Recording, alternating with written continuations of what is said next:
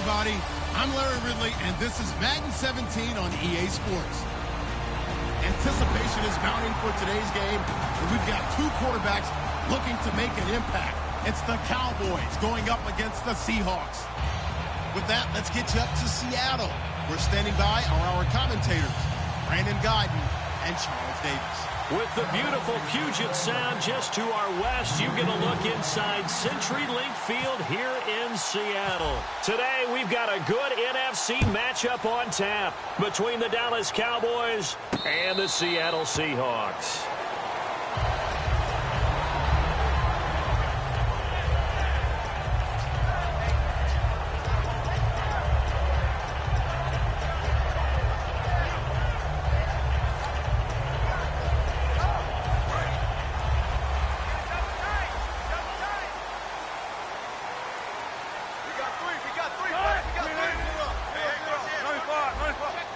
Rawls, the lone man in the backfield.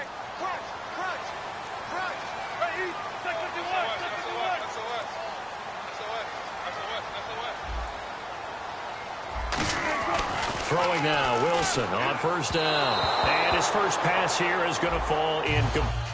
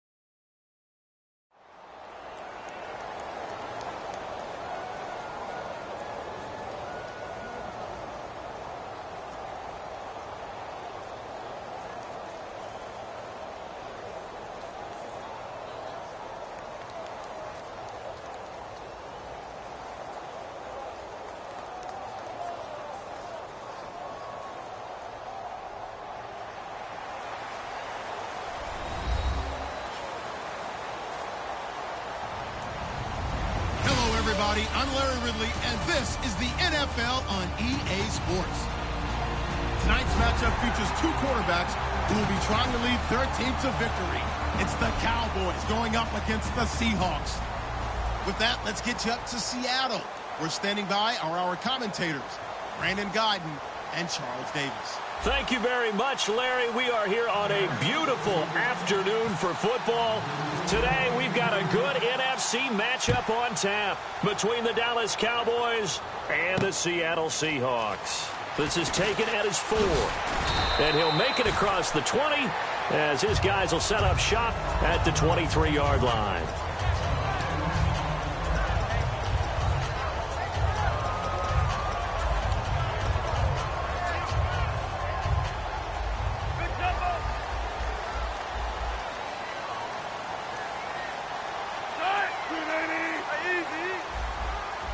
And the back goes into motion.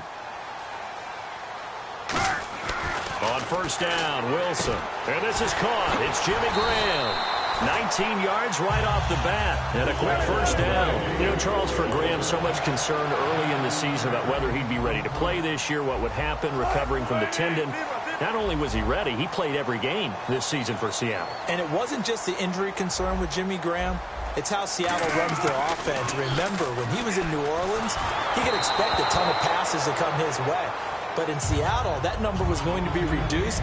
Would he be able to maximize what they were going to throw in his direction? And he certainly did this year, 65 catches. 65 catches, just shy of 1,000 yards, 6 touchdowns, too.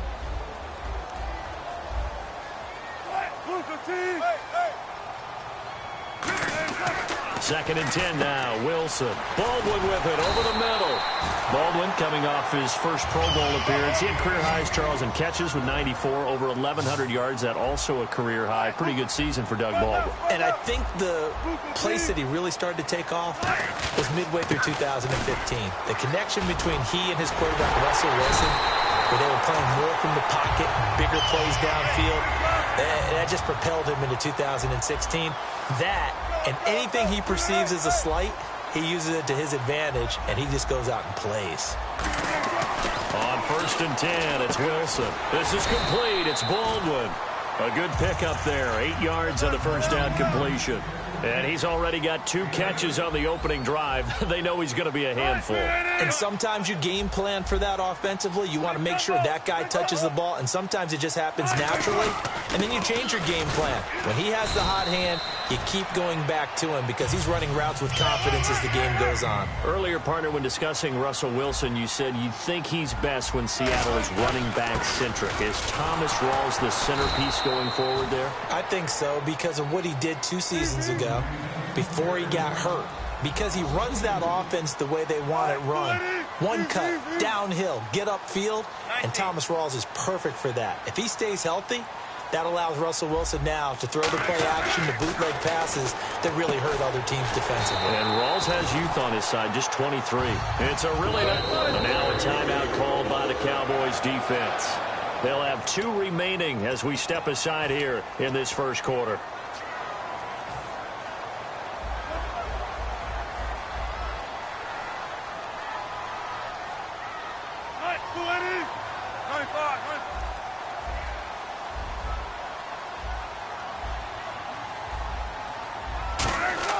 Wilson. Trying to get it to Williams, but it's intercepted. Picked off here by Anthony Hitchens. And a big turnover there as his guys will get the football back. Certainly not how they envisioned ending their opening drive here in the first quarter. Too many ones in this play. First quarter, first drive, first interception thrown. And that last one, that hurts.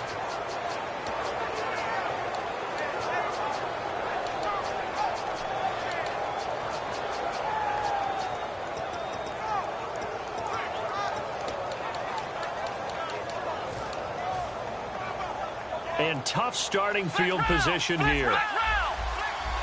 They'll need to get the play off quickly. Let's go. Following the interception, here's Prescott. Quick hitter here, it's complete. A gain of 6 there on first. In today's football, where receivers break tackles, make people miss, get upfield for the extra yardage, when you see a play like that where it's caught and he's dropped on the spot, that's a big-time play by the defense.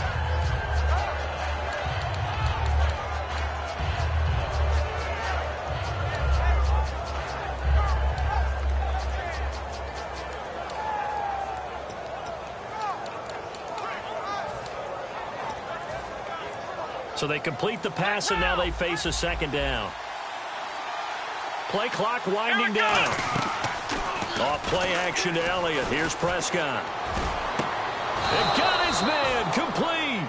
A glance back at 2016 for Dez Bryant. 50 receptions, under 800 yards, had 8 touchdowns. What do you make of the season that Dez had? Well, remember, it started with Dez injured, so it took a little while for him to get started. I'm going to make a bold prediction for you. Would not shock me at all if he doubled his catch number next year and darn near doubled his receiving yardage total. Because if he's healthy all year long, they're going to want to take some pressure off of the run game themselves, and Dak Prescott in his second season should be that much more confident throwing it downfield. On second down, Elliott. And some room to roam now. And he gets this one to midfield before he's brought down. Partner, I know you call the play-by-play, but you know your ball. If I throw these numbers at you, all right, 6 yards shy of 2,000 of total yards from scrimmage for a rookie running back. What do you think? Sounds like me in high school. Sounds like you doing it, right? It's really fascinating in what he was able to do. The thing for me, though, he did that as a rookie. Where do you go from here? I mean, can you keep going up from those numbers your sophomore campaign? I think that you can. He's had examples of that preceding him in the NFL. Some guys who are in the Hall of Fame right now. Remember, he had 16 total touchdowns because it's not just his ability to run it. He can catch it out of the backfield as well. No one plays harder than this guy does, down in and down out. I think he's just going to keep getting better.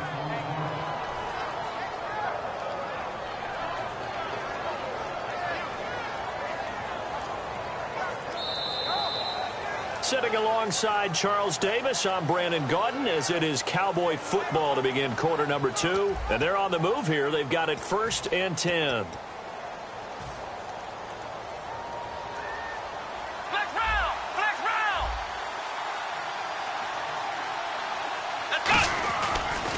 They stay on the ground, but this time it's Elliott.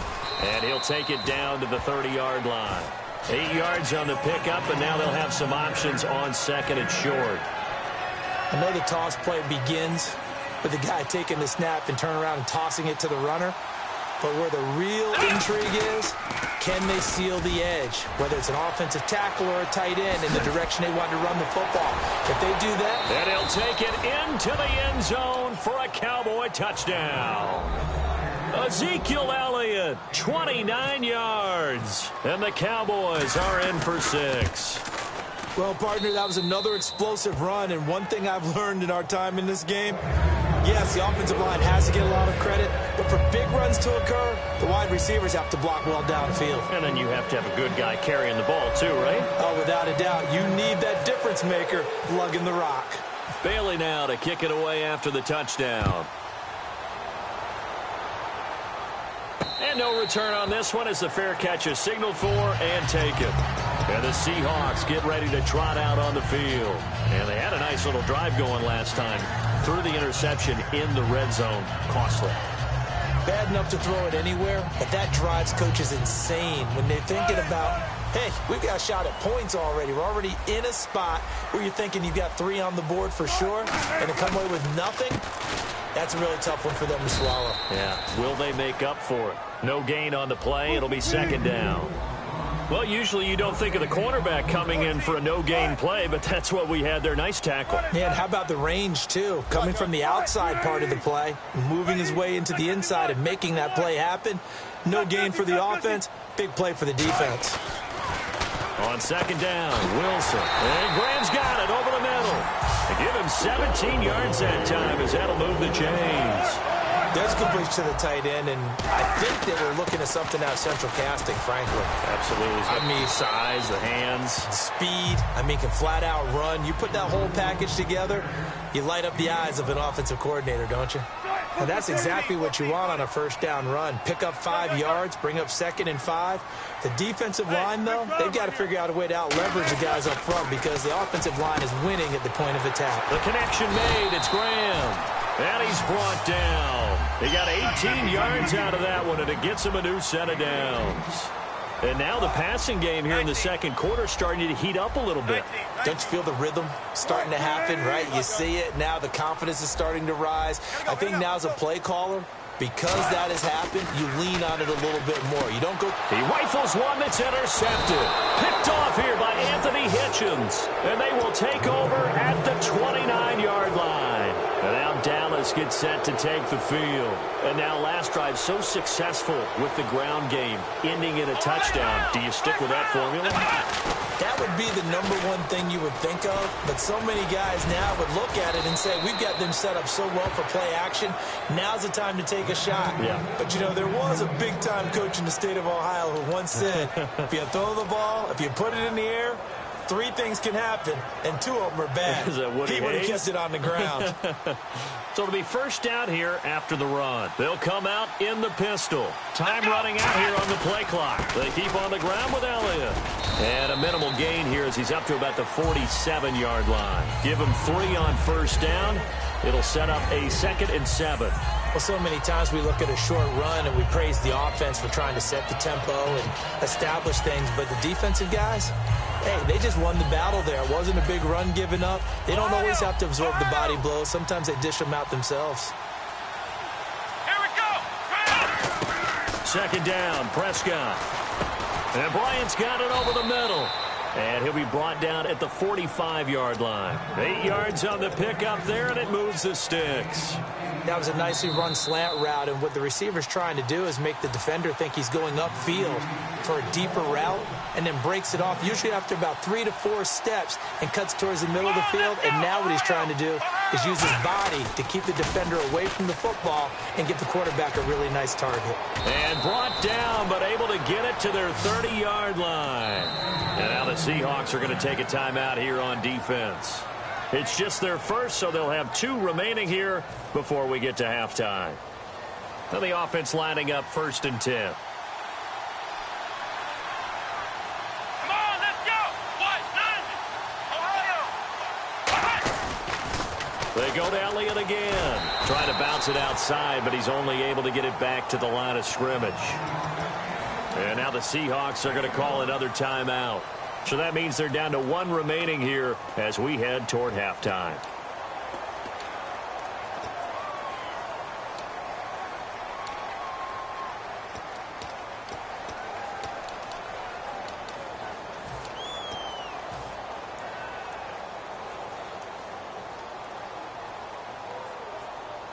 Second down following the run. And the D-line pinching together must be expecting the run. Let's go. What? Ohio. A 2nd down throw for Prescott. He's going to go up top for the end zone. Got a man, it's caught at the 6-yard line. Now hang on here, timeout called by the defense. And with halftime on the horizon, they'll be out of timeouts from here forward. So they're operating in the red zone. Now Elliott. And this is going to result in losing yardage. They're driven back to the 8-yard line. That's going to go as a loss of 2, and it'll be 2nd down. One of the toughest things for an offensive lineman to learn is the ability to get in space and hit people who are moving targets. And linebackers are not easy ones to hit because they know how to move, juke, and make you miss. And that's exactly what he did on that play. A nice play for the defense. They'll wind up losing 3. And now it's 3rd down. On goal-to-goal runs, when you create lost yardage plays, the only way that happens is either call pressure or what I like to call straight-ahead pursuit. A great read, and they get to the backfield and make the play. And that was a big chunk. And this is caught for a Cowboy touchdown. Terrence Williams from 10 yards out. And the Cowboys will add on to their lead. And that'll give them a 2-score lead here, but I'm looking ahead. They just want to hold it for the final moments here in the 2nd quarter. They don't want to give up anything on the other side. No, not at all, because if they don't, it almost had the feel of an imposing their will score. And right now, they want to make sure they keep that and carry it into the 2nd half.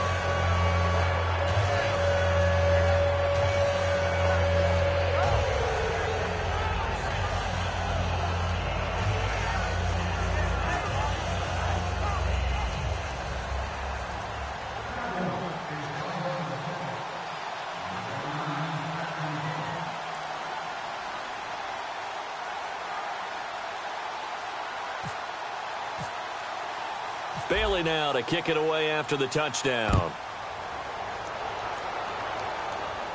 And a fair catch signaled for and taken successfully. The Seahawks offense now, they get ready to come back onto the field. And what do you think goes on here in this situation? If you got the football, you're trailing, you're back in your own territory with just a little time. Do you try something? You're thinking about jump-starting your team, right? You just mentioned it. They're down. They're trying to get back into the game. But you got to figure, if something goes wrong, you may have put yourself in a spot where you may not be able to come back in the second half. Managing risk, this is a big decision here. They go back to the air, and Wilson's going to be intercepted a third time. Picked off here by Anthony Hitchens. And they have possession, and they have it at the 38-yard line. And now Dallas gets set to take the field. And where the ball is now, you got the field goal pretty much in the bag. Now do you try for the end zone a couple of times? I don't think there's any question about it. You might get a gift of 6 points rather than the 3 that you just noted that you feel like you already have. Be aggressive, go after it, and try and get those points. And this is taken in at the 5. A very nice pickup of 33 yards. Now hold everything here. We're going to get a timeout by the offense. So that means they're down to 1 remaining here as we head toward halftime.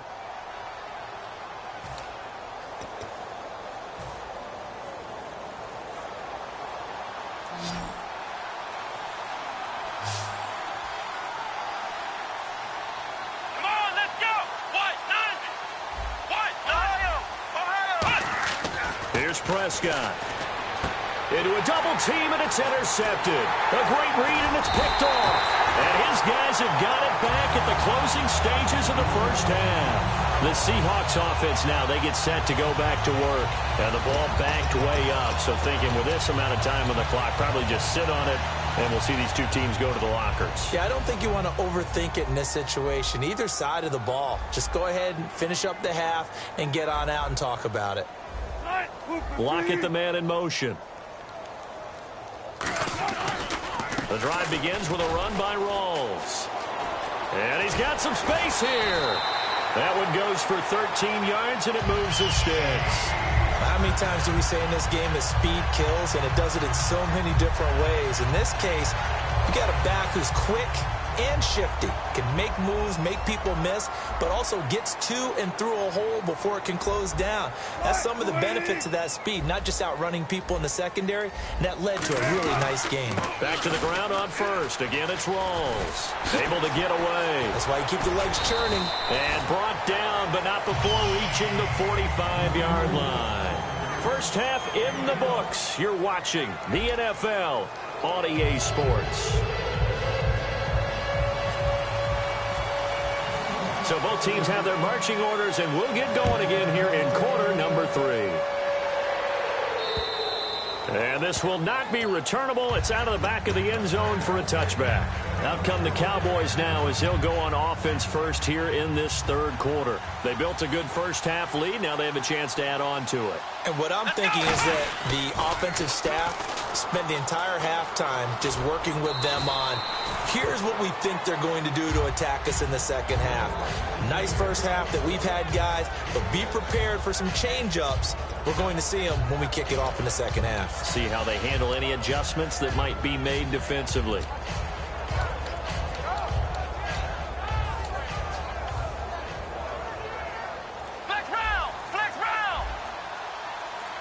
Again, we'll see the pistol here.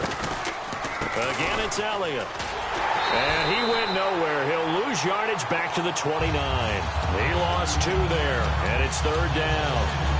And frankly, Brandon, we're talking about things I'm not sure we ever thought we'd talk about in the NFL, and a lot of that is the speed at the linebacker position.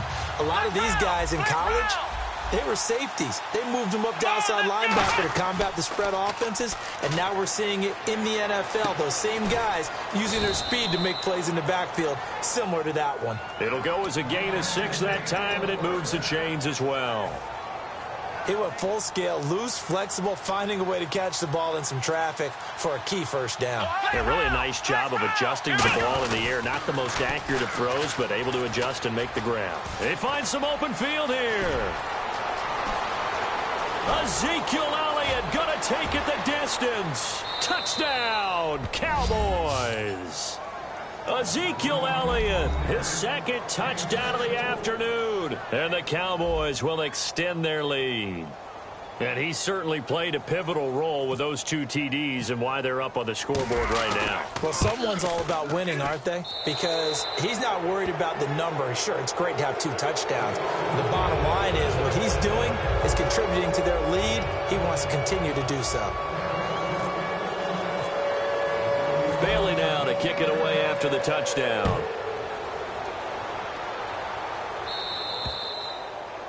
And the kickoff sails out of bounds, and that's going to be a penalty. You can see the looks on the faces of the rest of the team. You have one job to do. Just kick the ball and play. Well, that's exactly right, Charles. The kicker, this is just inexcusable. Absolutely inexcusable. Everyone out there slugging it out for the entire game. Execute your job. In motion is the tight end, Graham. On 1st and 10, it's Wilson. Wide open receiver complete. And he lost the football. And they will take over possession of the football at their 42-yard line. The Cowboys offense heading back out and ready to go again. And that recipe on their last drive that resulted in a touchdown looked pretty good, so they'll be hoping to do that once more. And it takes me back to when we sat with the offensive coordinator and the head coach. They felt pretty good about their game plan. And Ezekiel Elliott gonna take it the distance. Touchdown, Cowboys. Ezekiel Elliott, 58 yards. And the Cowboys will add on to their lead. He keeps carrying the ball into the end zone, and in this one, he's sort of carrying the team on his back. He's the reason that they lead right now. No question about it. And you talk about on his back, he's not minding the extra weight at all, is he? Carrying that just as lightly as he does the football. Yeah, what a great performance so far. Those 3 touchdowns, it's got him in the lead. Bailey now to kick it away after the touchdown. Tyler Lockett now with a return. And not a bad return here. He gets it out to the 25-yard line. The Seattle now ready to march out of the field. They come out here with a 0 on the scoreboard. What was said in that locker room? That's what I want to know. I would love to have been in there because we often have the feeling that there's a lot of shouting, screaming, people upset. But typically, halftime locker rooms are a lot more clinical than that. And in this case, are they upset that the plays weren't working because of execution, or do they think they were just bad plays to call? Yeah. We'll find out pretty quickly here if they feel like they had something going, but they just need to do it a little bit better or not. We'll find out. Give him 9 there on the first down completion. When you see zone defense and you know you've got a drag route on as your primary call, you got to be really careful as a passer about how far you let your guy go because he might wander into some tough coverage. And he'll be taken down, but not before he gets into enemy territory. I don't care how many times you tell the story, it never loses its luster for me. Doug Baldwin, undrafted out of Stanford, and plays like a #1 receiver should in the NFL. I don't care how you cover him. I don't care that his size isn't great. He's the one that typically comes up with the football. Absolutely. His roots go all the way back to Gulf Breeze, Florida, where he's from, right on the water near Pensacola, and then, of course, to Stanford, and, boy, he's been good. Give him 7 on the play, and it'll make it a 2nd down. And quickly, they get to the line, and they're definitely showing blitz here. Wilson will throw again. It's complete to Lockett, and they'll bring him down at the 13-yard line. It's a pickup of 6 and good enough to move the chains. Now Wilson on first down. That's going to be caught at the 10-yard line. Give him 9 there on the first down completion. And now a timeout called by the Cowboys defense. It's just their first, so 2 remaining as they burn 1 here in this 3rd quarter.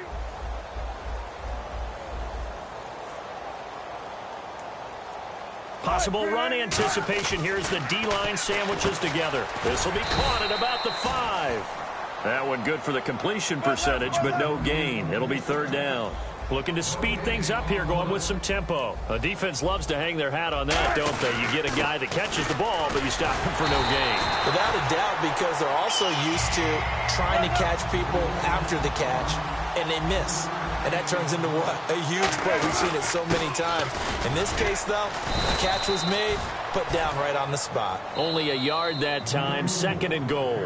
And now the Cowboys are going to call another timeout. And that's going to leave them with just one timeout remaining still in the third quarter. We'll see if that comes back to haunt them. We'll be back.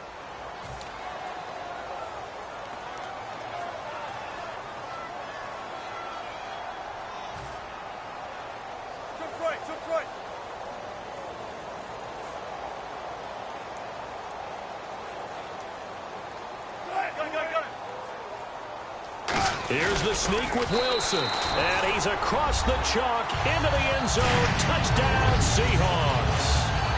Russell Wilson taking it in. And the Seahawks are able to close the gap just a bit. It's up and good, and it makes it 27-7 now.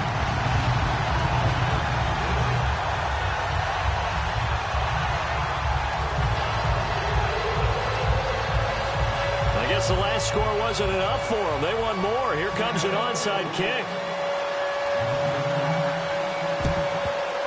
And the Cowboys are able to recover. The risk-reward of the onside kick, when you don't get it, the risk comes out to play, and here they gave up great field position. And that's the key to everything, because you're trying your best to press advantages when you have them. And field position leads you to that type of play calling, and whether you want to blitz or whether you want to throw the ball deep, those types of things. Now that they've given up that type of field position, the advantage is switched to their opponent. 2 yards on the carry there. It'll be 2nd down. In my book, that's running the ball well, but with intelligence. How about him keeping the clock moving, staying in bounds? Yeah, even though it's the third quarter, you're thinking ahead, aren't you? This is where your running game can really help you with a lead in the second half. I agree totally. It's not just end-of-the-half situations that you worry about the clock. It's throughout the game. And with a lead, stay in bounds. Make them fight harder to try and catch you. The play clock's running down. They go back to Elliott. He's been busy. And this one goes nowhere. Losing yardage on the play back at the 46. It's a loss of 2, now 3rd down. So while the offense has had a big day, no one on that side of the ball is excited about seeing a loss like that. Their goal, to make every play positive. And when you have a bad one like that, your next goal is to not let it spiral into more. Back now in Seattle, Washington. It's the Cowboys with the football. They'll be looking to tack onto their lead as we get set for the 4th.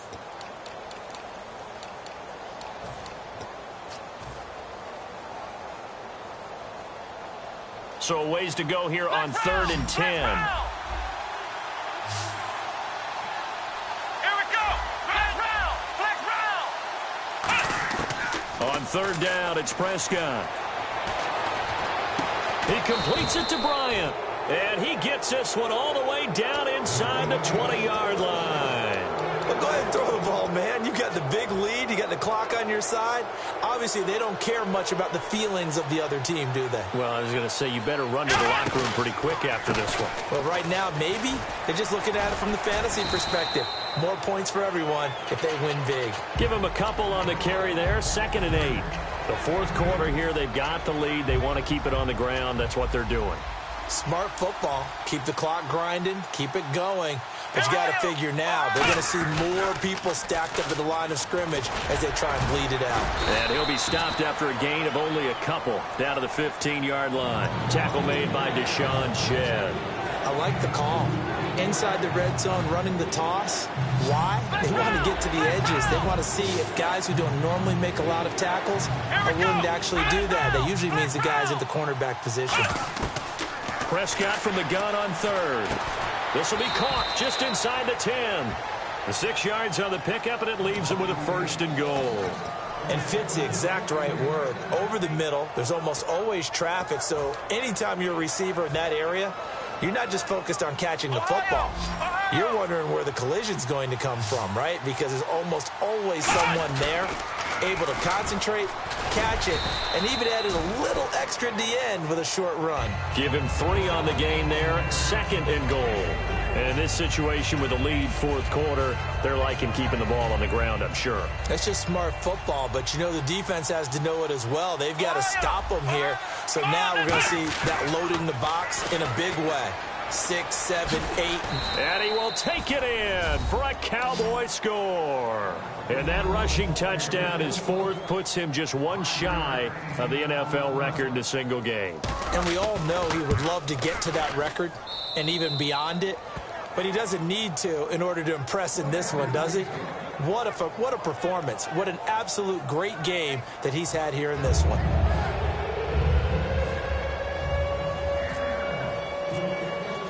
Bailey now to kick it away after the touchdown.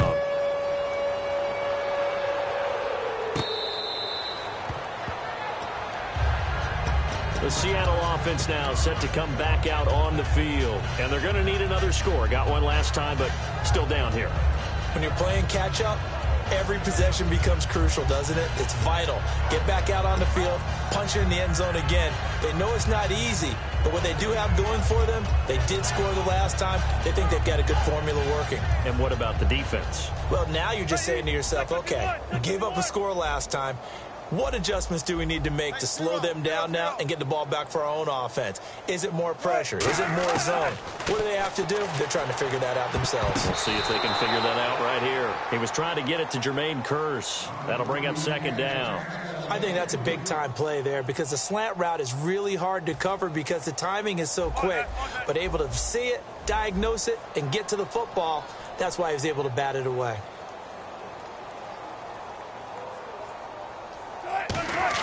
Again on 2nd and 10, it's Wilson. It's caught on the left side by Baldwin. And he takes this one just shy of midfield all the way to the 49. An ex-teammate used to tell me all the time, I hate experienced quarterbacks because no matter what, you really can't hide what you're doing. And I think that right there, he knew right away where the blitz was coming from, where his primary guy was going to be, and he ended up going to a secondary target for a nice game. I was just going to ask you, that wasn't the primary target. He's so good at that, isn't he? I think he knew right away that he wasn't going to get to his primary guy. I think he read that as soon as he got to the line of scrimmage, knew where the pressure was going to come from, and said, I know how to beat that, and that's what he did. Tempo.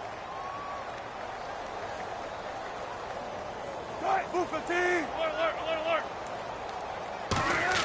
On 3rd down, Wilson. And he couldn't hang on to it through the contact. Incomplete. Whenever I see a drop like that, I have to kind of take a step back and check myself a little bit. So used to seeing those big guys make big-time spectacular plays that when they drop one, I have to remind myself, we ask a lot out of these guys. Block and catch the football, not easily done in today's NFL. And they're indeed going to go for it here on 4th down. So trailing here in the last quarter, let's see how this plays out. Here we go. It's Wilson on 4th down. And this is incomplete. They had to go for it with such little time remaining. And Dallas, they'll take over in terrific field position. And now Dallas gets set to take the field. They have the big cushion here in the final stages of this one. I don't know if there's any better feeling than being up big on the road. There really can't be because for a team.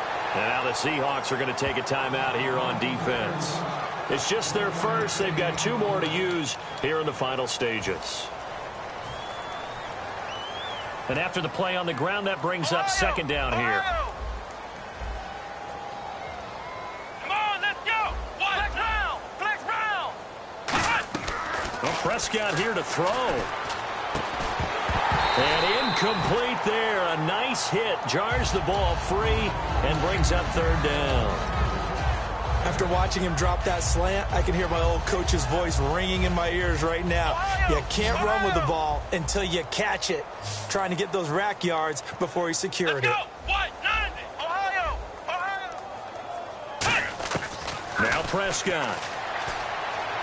He's going to fire one deep over the middle. And incomplete. The contact made the ball roam free and brings up 4th down. On every offensive coordinator, every play caller sheet, they have about 5 or 6 plays per game that they call shot plays or big plays, and you don't get many opportunities to dial them up, and they just did, and they drop it with a great chance to make a big play. That's going to hurt. Prescott. Got a man over the middle. It's Williams.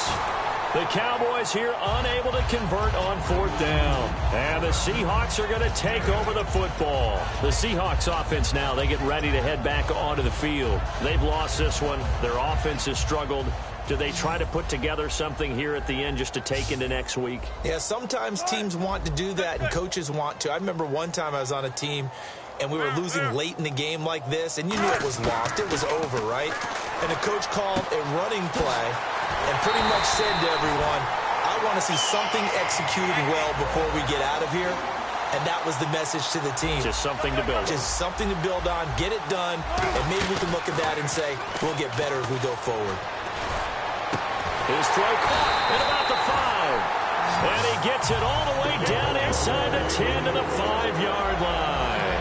Well, even after all those interceptions, he's not deterred, still confident to go deep at work there. I think all the old rules about playing that position still apply. If things go wrong, you still act like you're the best player out on the field. You still carry that supreme arrogance with you and continue to fire the ball. I've seen guys have games like this, and this is where you find out if you're great or not. Can you overcome some interceptions and still lead your team to victory? It's always tough for the guys throwing the football when they think they've got a completion and the ball's almost there, and then someone sneaks a hand or two in and bats it away. Let's go. On 3rd and goal, Wilson, and he will score. Touchdown, Seattle. Jimmy Graham from 3 yards out. And the Seahawks are able to cut into that deficit. And the lead is down to 20.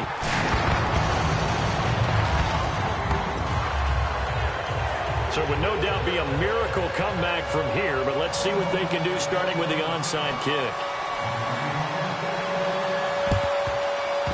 And the Cowboys are going to secure the football, and with it, they'll just about secure the victory as well. Now they're down big here in the 4th. They had to try the onside kick. Can't fault them for the effort at least. No, you can't at all, and if nothing else, now you've put something that you're trying to practice, right, that you've worked on into a game situation, and now you can go back and dissect it. So if you need it again sometime, maybe you'll find a better way to do it. But, yeah, this game's pretty much done for them. Pressure comes. He's taken down by the Seahawk defense. And now the Seahawks are going to call another timeout. That'll be their 2nd, so one more chance to stop the clock here, and we'll be back.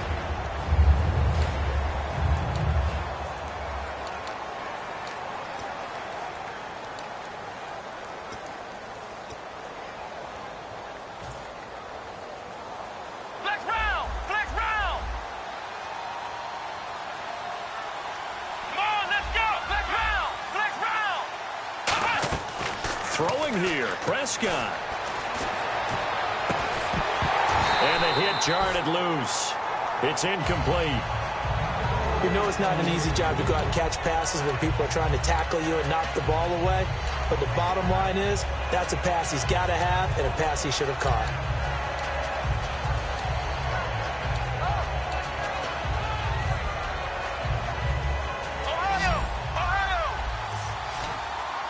And the Seahawks add a couple of extra DBs going with the dime look here. Indeed, 6 on the field. Prescott now from the 50. He completes it to Bryant. And he'll be taken down, but not before getting this inside the 30. And they just had another big completion there. And I think in days gone by in the NFL, you might have asked, is this a little bit of overkill? Is this rubbing it in? I don't think people feel the same way nowadays. The age-old argument. Then you could say on the other side, if you're going to get angry about it, looking for his tight end, Witten, and it's intercepted. Picked off by Deshaun Shedd. And a big turnover there as his guys will get the football back. As Seattle now ready to march onto the field. They're down big here late. I don't know. You just one last drive here for pride. Some people like to do that.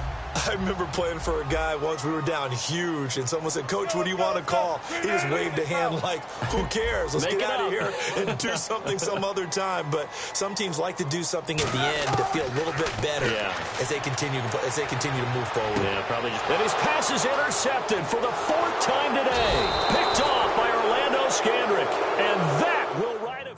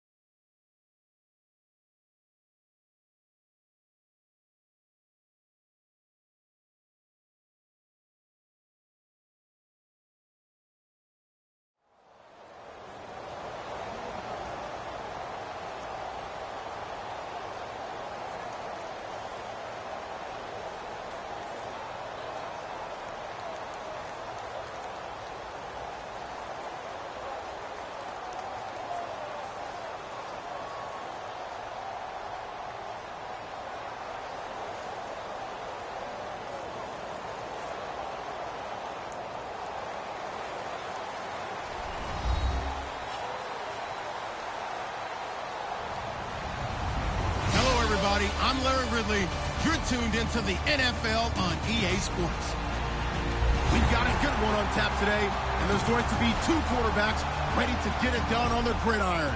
It's the Bills going up against the Cowboys. With that, we'll send you out to Arlington, Texas.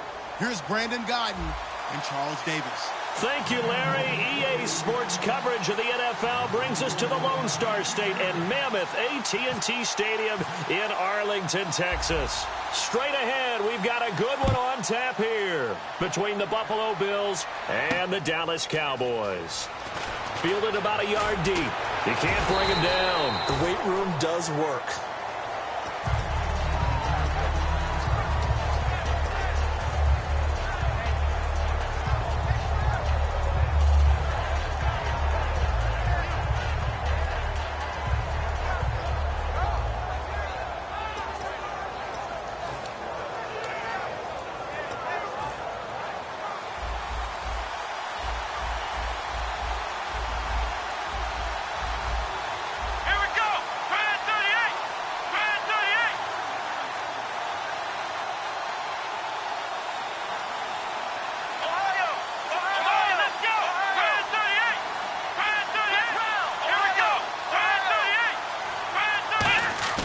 Now a play fake here on first down. He'll buy some time right. Oh, he's going to air it out right away. And it drops down incomplete. Thought he might have had it. Instead, second down. Here's the offensive unit, and heads up, look out for the Clemson Tiger. Sammy Watkins was brought in to make plays. That's what he specializes in. Out on the perimeter or going inside.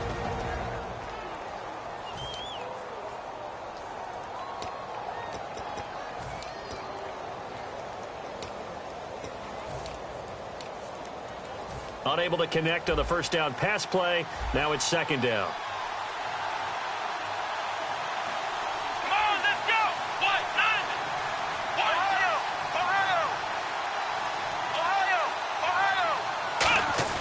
Taylor will throw. And the open receiver, it's Robert Woods. And he takes this one just shy of midfield all the way to the 49. And on this first drive, looks like they want to get that vertical passing game going early. And they did, and what a warning shot they just fired. If you're not going to back up and play coverage deep, we're going to attack you all game long. And once you adjust to that and you start to back off, then that opens things up underneath. A really nice start for them. Great way to get the game going.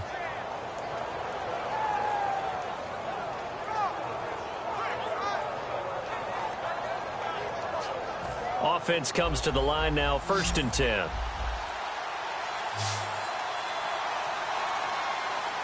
we go!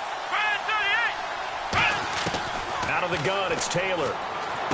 He's going to flip one out here to his running back. And he'll get it into enemy territory just across midfield at the 49. And a look at the defense for the Cowboys. Sean Lee is a linebacker with an exciting mix of tackling ability and coverage skills.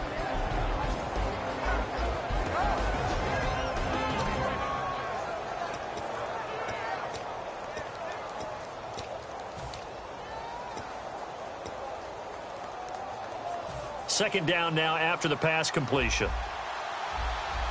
And on the outside, they're playing press coverage. Let's go! What? Ohio! Flex round! Let's go! Now the first carry for LaShawn McCoy. Give him 3 on the run there. Now they're looking at a 3rd and about 5. For McCoy this year, 5th time in his 8-year career that he's topped the 1,000-yard mark. Charles, first time he's done it with the Bills, though, finished with 1267. And he's the type of player that you can build around. And what I mean by that is, as a runner, as a pass catcher, he does a little bit of everything, and he opens up the offense for everyone else around him, the complementary players. But he's a guy, heavy-duty ball carrier, and also get him in space, and he can break people down. Charles Clay is tight in the intended target, and that brings up 4th down. Putting pressure on the guy throwing the football is always good, but when you can couple that with contact on him that leads to an incompletion, as we just saw there, that's winning football. And it appears they'll go for it here on 4th down. A big call on the game's opening drive. 4th down, here's Taylor. And got a man, it's Woods. It'll be a pickup of 12 yards. And they're able to pick up the conversion here on 4th down. And that's a big pickup of a first down. And you know that all week, both sides of the ball, offense and defense, are going through every situation. And in this case, the offensive guys had the right play dialed up because defensively, you work on 4th down situations as well. And deflating for the defense. They can't get the stop here. He's going to leave this for his running back. It's complete. It's a loss of 2 there, bringing up 2nd down. And they're getting him involved early. You feel like they saw something on tape, or they just have a sense with him because he's had a good week of practice or something in that area that they want him involved, just as you said. They want him to touch it either in the running game or the passing game, but they must like the matchups they're getting. To throw again is Taylor. It's complete to his tight end, Charles Clay. And brought down, but not before they're inside the 25. And how about this first drive? They're being aggressive, slinging it around. Really confident, too, because they're not trying to fool them with running plays, throwing it, and they're being very successful right now.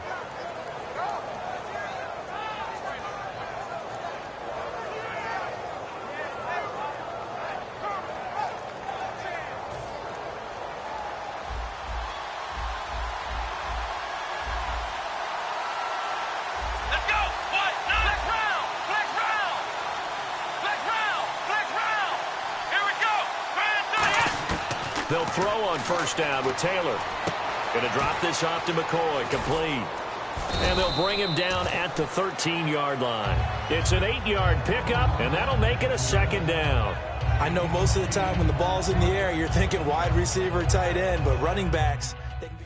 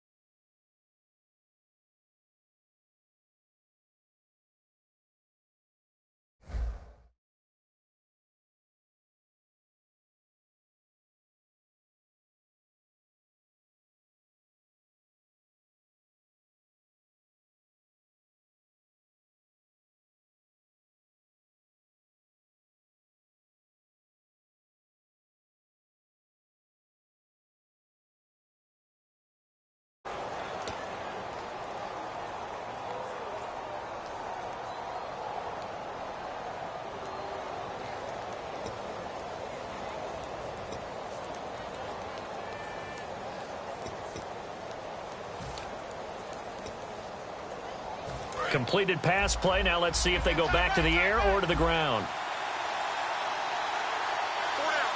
Here we go. Black round.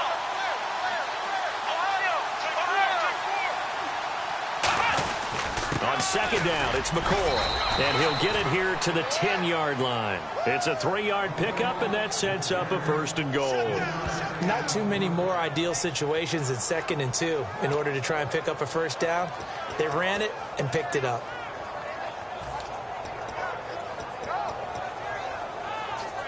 Well, just play after play after play on this long drive for the offense.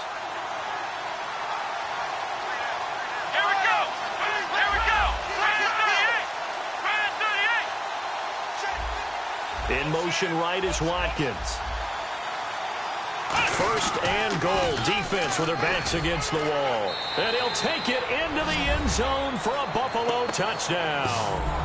LaShawn McCoy, a 9-yard touchdown run. And the Bills take it all the way down the field and score on the opening drive. Dan Carpenter now for the extra point.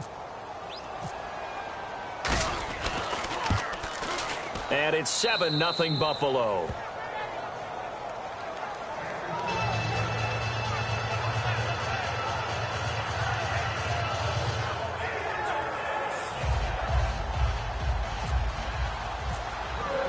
Here's the Bills kickoff unit now as they will send this one away. Fielded about a yard deep. They'll bring it back to just about the 25. Call it the 24-yard line.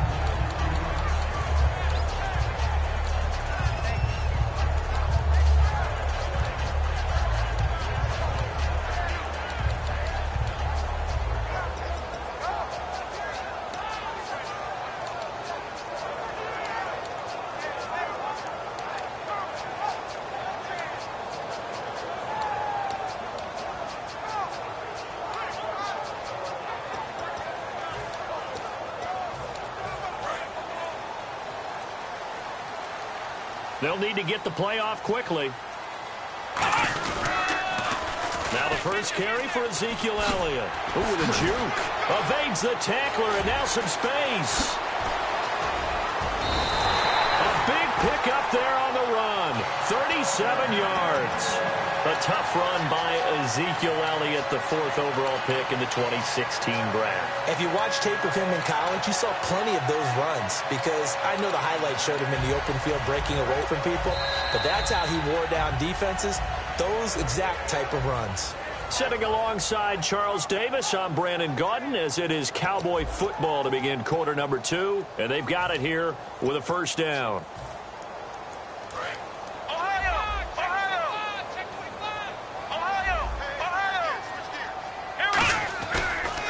They'll pitch it out to Elliott.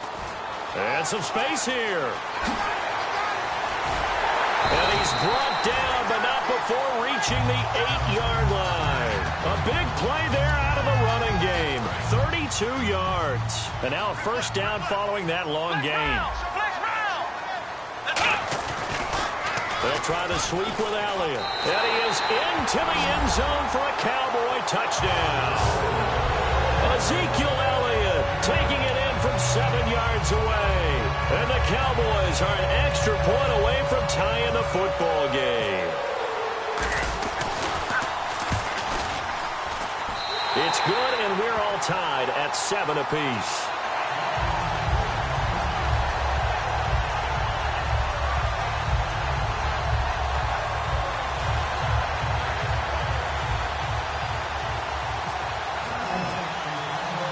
So a tie ball game here as the kick's away.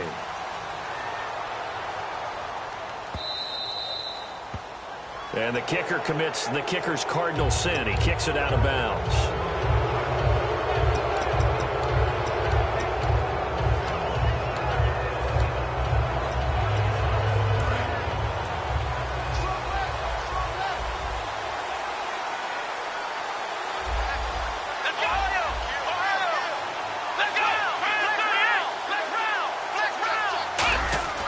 Throwing now, Taylor on first down. And his throw is going to be incomplete. All right, different topic here. 2018, the Super Bowl, traveling north, far north to Minneapolis. Early predictions for that one. Who you got? Well, you know, everyone's still waiting in the NFL for a home team to play in its home stadium, right? So could the Vikings be that team? I'll start in the NFC, and I'm going to say no. I think Seattle. Starting to get near that maybe last run with their defense. Burrow Thomas returns. I like Seattle coming out of the NFC. How about you? Well, I'm actually going to take a Dallas Cowboys NFC title run. I think that they came so close this year, probably most talented going into next year. I like that one. Well, in the AFC, I'm going to go with a team that if they improve their defense and their quarterback stays healthy, they could be that team, the Oakland Raiders. Okay, I'm going dark horse. Cleveland Browns. Let's go. Hey, from worst to first. And defensively, it's a nickel formation here on 3rd down and 9. Halfback sent in motion. On 3rd down, Taylor finding time. Oh, he's got a man wide open, complete. And all the way home for a Bills touchdown. Marquise Goodwin, 58 yards. And the Bills have taken the lead. As a fan, is there anything prettier than a well-executed post route? No, it's a thing of beauty, especially when it's done like that for a touchdown. The throw, the catch, and how about the run after to get it to the end zone?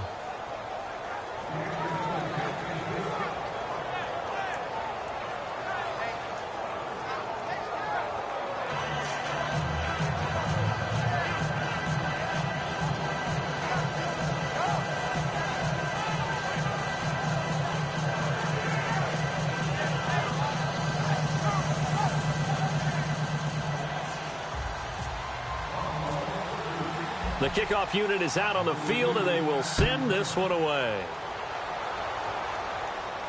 This is taken about 7 yards deep. And he'll bring it a few past the 20 to the 23-yard line. And now Dallas gets set to take the field. And they're hoping to capture some of that magic they had last time out when they were able to put together a scoring drive. But they're still down here, Charles. Not the major concern, though, because of what you talked about. They scored the last time out. They feel good about themselves. They feel like their game plan is now in effect. They know how to attack and what plays they want to put together. But they've got to keep it moving in the right direction because, as you did note, they are down on the scoreboard. Well, you mind if we go off topic for a second? No, let's go. I like to do that randomly.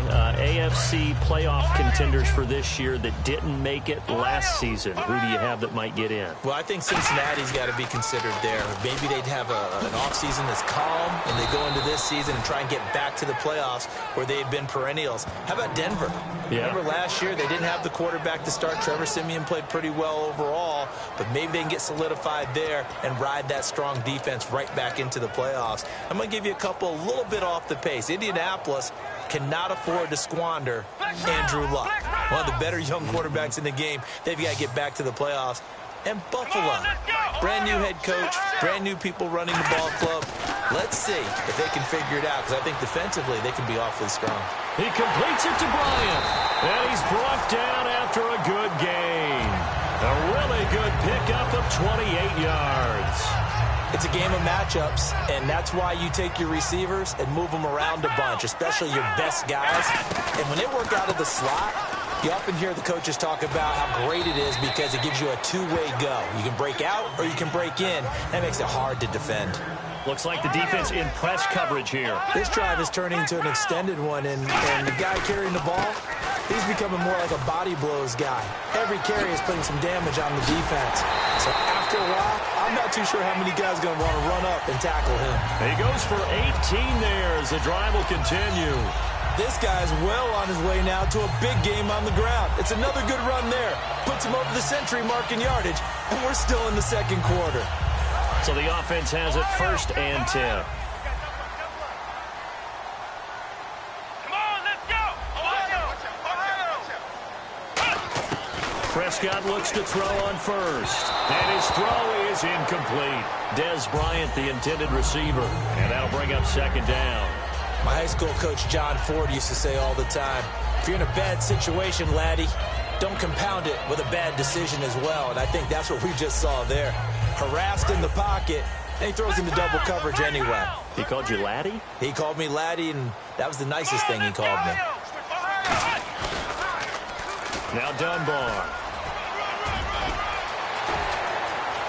And he'll take it into the end zone for a Cowboy touchdown.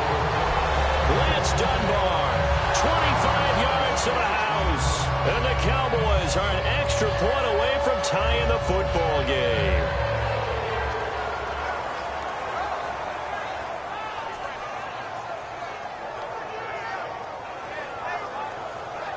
Extra point try by Bailey.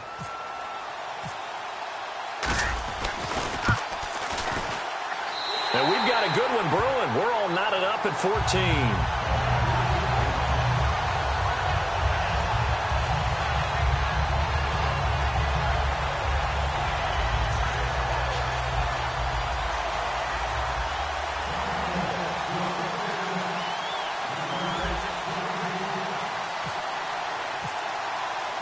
So we're right back where we started, all even as the kick's away. On the return, it's Brandon Tate.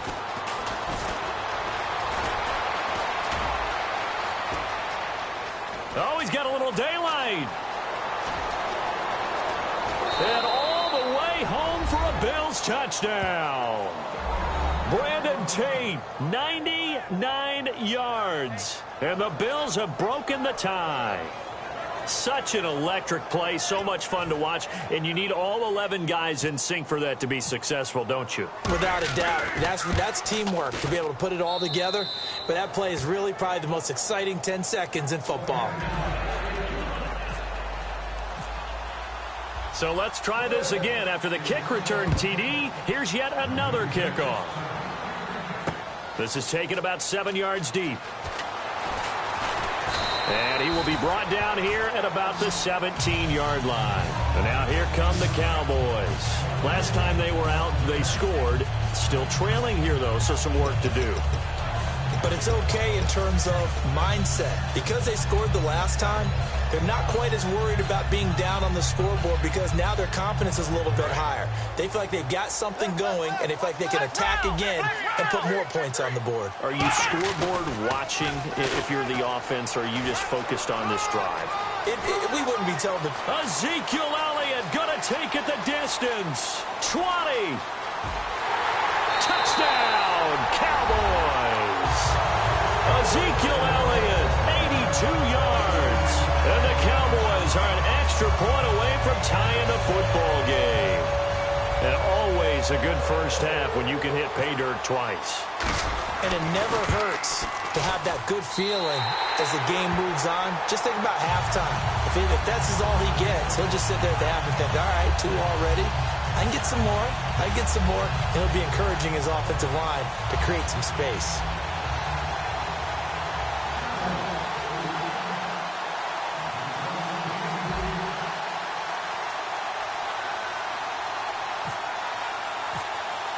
So a tie ball game here as the kick's away. And here's Lewis. And a good return as he'll be stopped just shy of the 30-yard line. And the Bills getting set to go. And they will simply, Charles, be looking to duplicate what they did last drive when they were able to push it in for 6. And they hope it'll be that easy, right? To be able to take exactly what happened before, replicate it. They may have to make a few additional changes along the way because I'm sure the defense will make some adjustments, but they've got to have great confidence having scored the last time out. To throw is Taylor. And he was hit as he threw it there, and it forces it incomplete. That incompletion, Charles, gives me a chance to put you on the clock real quick. NFC teams last year that did not make the playoffs that might make a push this coming year. Well, 3 that come to mind right away that we thought were going to be in 2016. Minnesota, remember the start they got off to before that didn't work out so well for them. Arizona, we thought they were a lock to be in the playoffs. In fact, many of us called them Super Bowl contenders. And Carolina, the defending NFC champs going into last season, they didn't make it. So I think that all 3 could return to former glory. I'm going to give you one way off the pace here. You ready? Let's go. The Los Angeles Rams. Ooh. If they get the young quarterback going and that defense continues to live up to expectations, they can make a real strong push in the West. They've got the D. You're right. They just need the O. First down and 10 now for the offensive group.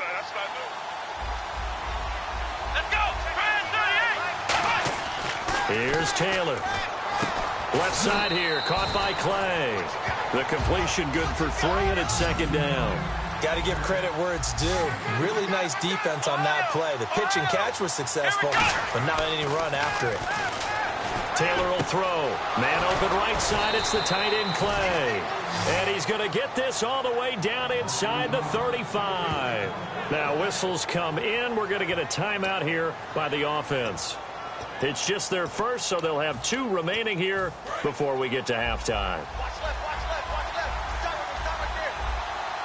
Here we go. Shift together here from the D-line. And he goes in motion here in the backfield. They'll throw on first down with Taylor. Eluding the pressure right. Oh, the ball comes out on the hit, but they'll say it's incomplete. Robert Woods, the intended receiver that time. And that'll bring up second down. Tremendous coverage there. Just did not catch the football and complete the interception. But what do they say all the time? If he had really good hands, he'd be playing offense.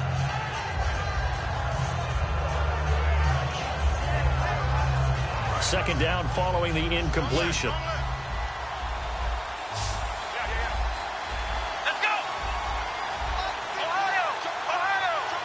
The defensive line disperses a little bit here, maybe expecting a pass. Second and 10 now, it's Taylor. Escaping the pressure right. They almost had it. The big D lineman nearly had an interception. Instead, it falls down incomplete.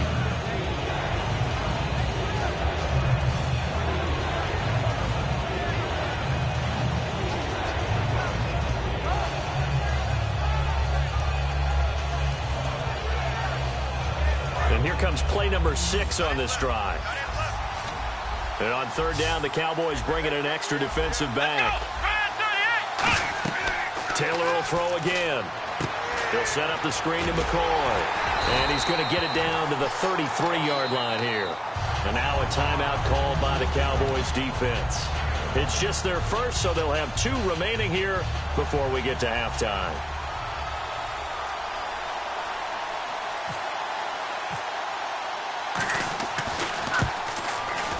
And Carpenter knocks it through, and the Bills have come back to regain the lead. A little bit of a lower trajectory there on the deep kick, and it worked. Had to do it because he had to drive it out low because of the length of the kick.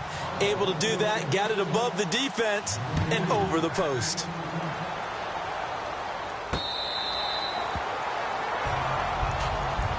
And now Dallas gets set to take the field. And what do you think goes on here in this situation? If you got the football, you're trailing, you're back in your own territory with just a little time. Do you try something? You're thinking about jump-starting your team, right? You just mentioned it. They're down. They're trying to get back into the game. But you've got to figure, if something goes wrong, you may have put yourself in a spot where you may not be able to come back in the second half. Managing risk is a big decision here. And Bryant's got it over the middle. A nice gain of 21 yards. I know many people like to throw to the tight end, maybe in a little flexed out position because he creates mismatches with his size.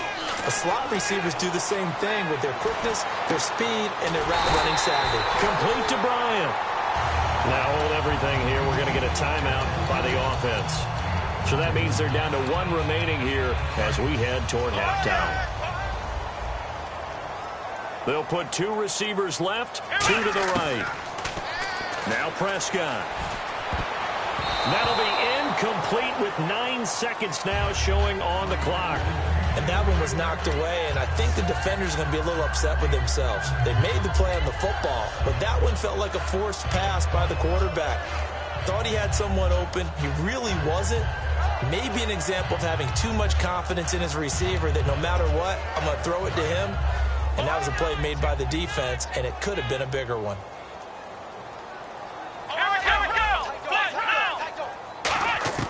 On second down, Prescott again. He's going to launch this thing way downfield. Into double coverage, and it's intercepted. Picked off by Corey Graham. And his guys have got it back at the closing stages of the first half. Here's the Buffalo offense now as they get set to take over here. And you got to think, if this is anything other than just taking a knee, I'd be very surprised. Yeah, they've got enough to talk about at the half. Why do anything else? Just get out of there.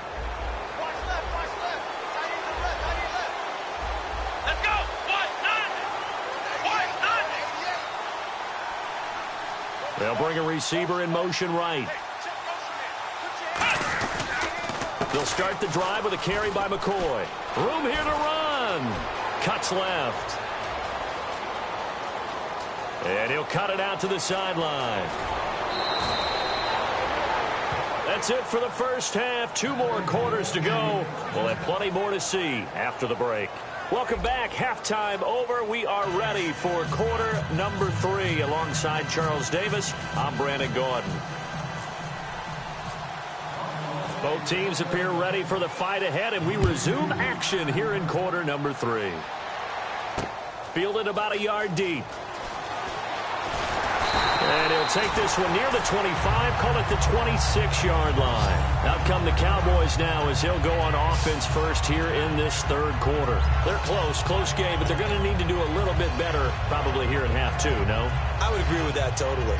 I would guess it in the locker room. They talked about cleaning up some of the errors, but overall, I think they wanted to be positive with them. Guys, we're right there. Just not playing as well as we need to.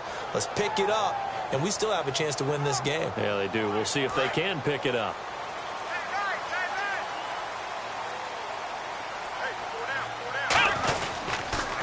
Now they'll run it on the toss. And not a whole lot doing there as he'll get it up to about the 28-yard line. 2 yards on the pickup there. It'll be 2nd and 8. That's a good play by the guys on the defensive side of the ball. Held them to a gain of 2. And that changes the playbook a little bit now for the guy calling plays. 2nd and 8. Now he's got to probably think about going to the air instead of maybe staying with the ground game. See if they stay on the ground for second down. Let's go. Off play action to Elliott. Here's Prescott. He's going to fire one deep, middle of the field. Oh, a ball batted in the air, and now it's intercepted. Picked off by Ronald Darby. And this one will be returned to right around the 38-yard line. Now we take a glance at the offense as they work their way back out for their first possession of the second half.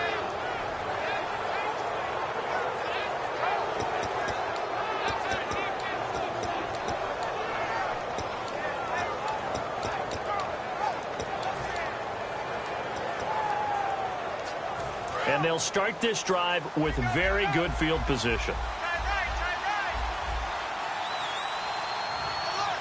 1 man in the backfield. That's McCoy. Now it's Taylor. Man open right side. It's the tight end Clay. And inside the 20 before he's brought down. It's a pickup of 19. And the Bills are going to have a first down.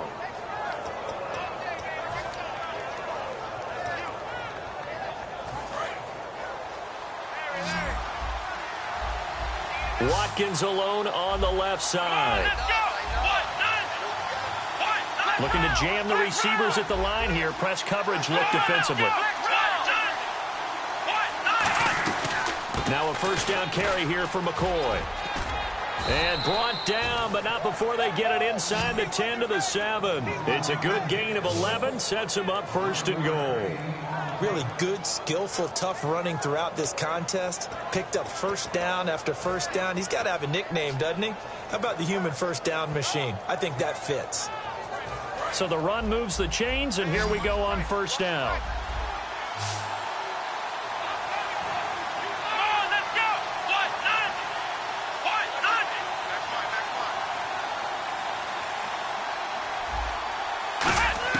Here's Taylor to throw. Looking left side for Watkins, and he's got him.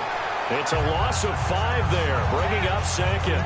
They completed the screen on the perimeter, but boy, that was textbook defense. Exactly as you're taught to play against a wide receiver screen, and they snuffed it out for a loss of yardage.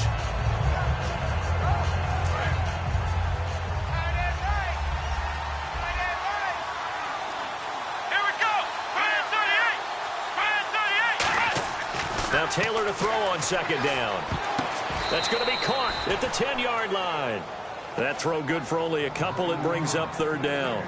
Partner, it's a lot of fun watching the NFL now, isn't it? Because when the big fella runs routes, it used to be when we were kids, he'd run about 3 different routes, and that was it. Now he can run anything and catch the balls we just saw there. Offense trying to avoid stalling out, facing a 3rd and 10. They come out 5 wide, 3 of them to the right side.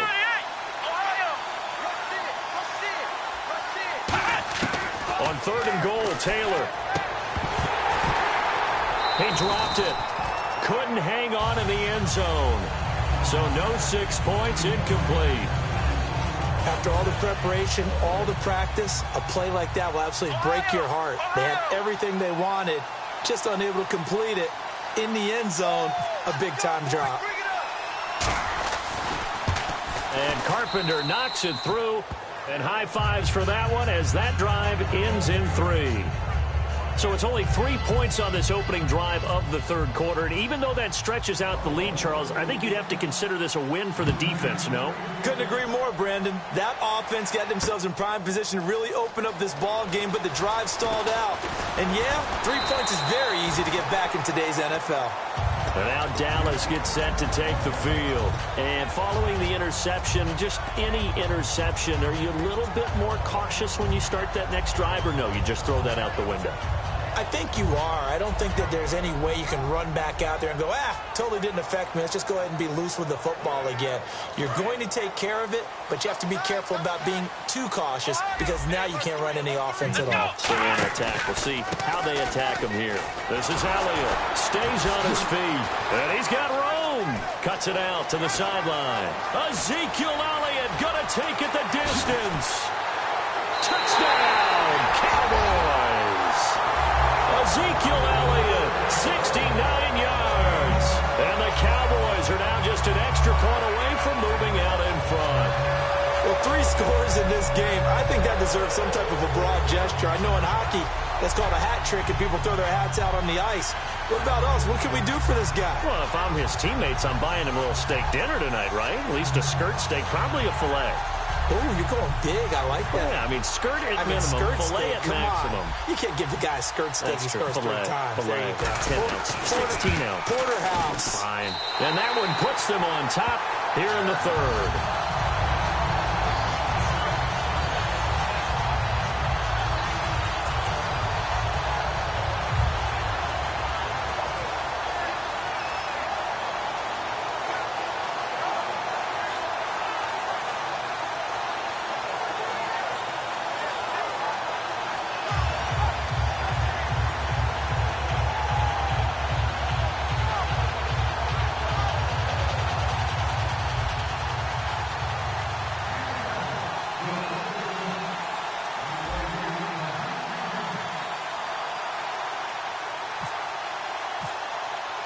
Bailey now to kick it away after the touchdown.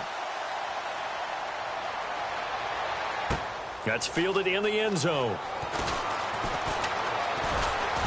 And it's a pretty good return here as he'll get it up to the 29-yard line. Now the Bills offense gets ready to head back onto the field. And last time they got 3 points, but it was a chip shot field goal. And when you go to the sideline after a chip shot field goal, maybe the offense not too happy.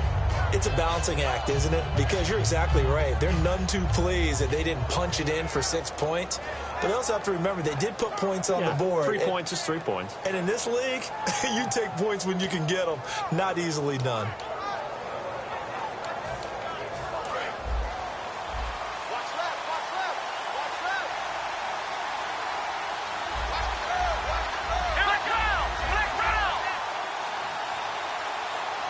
And the D-line pinching together must be expecting the run.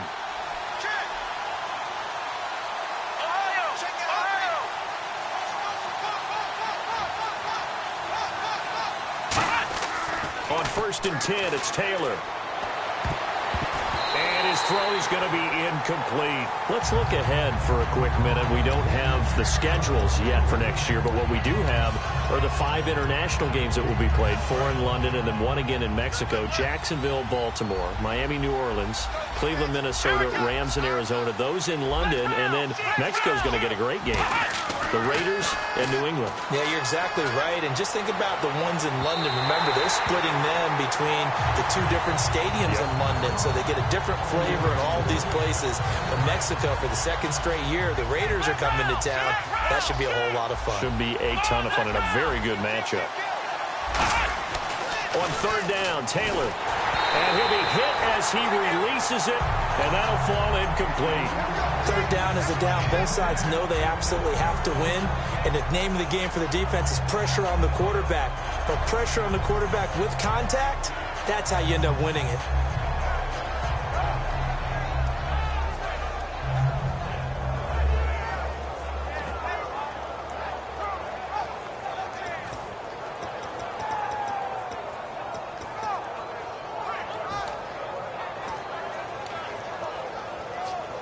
The 3 straight incompletions, they don't care. That hasn't dissuaded them. They're going to go for it on 4th.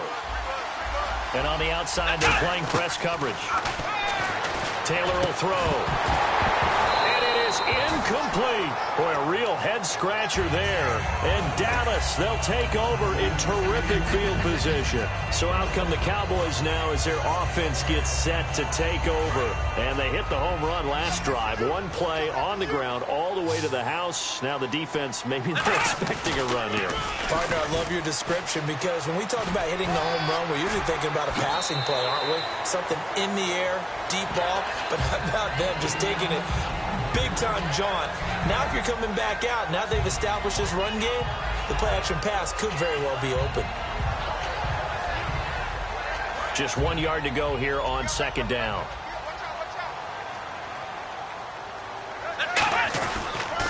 Tim carry now for Elliott. And he is into the end zone for a Cowboy touchdown. Ezekiel Elliott taking it in from the 20. And the Cowboys will extend their lead. Solid job up front. Really just a solid job all the way around to get that one in. That was well executed, wasn't it? Well blocked, well run. End result, 6 points. Touchdown.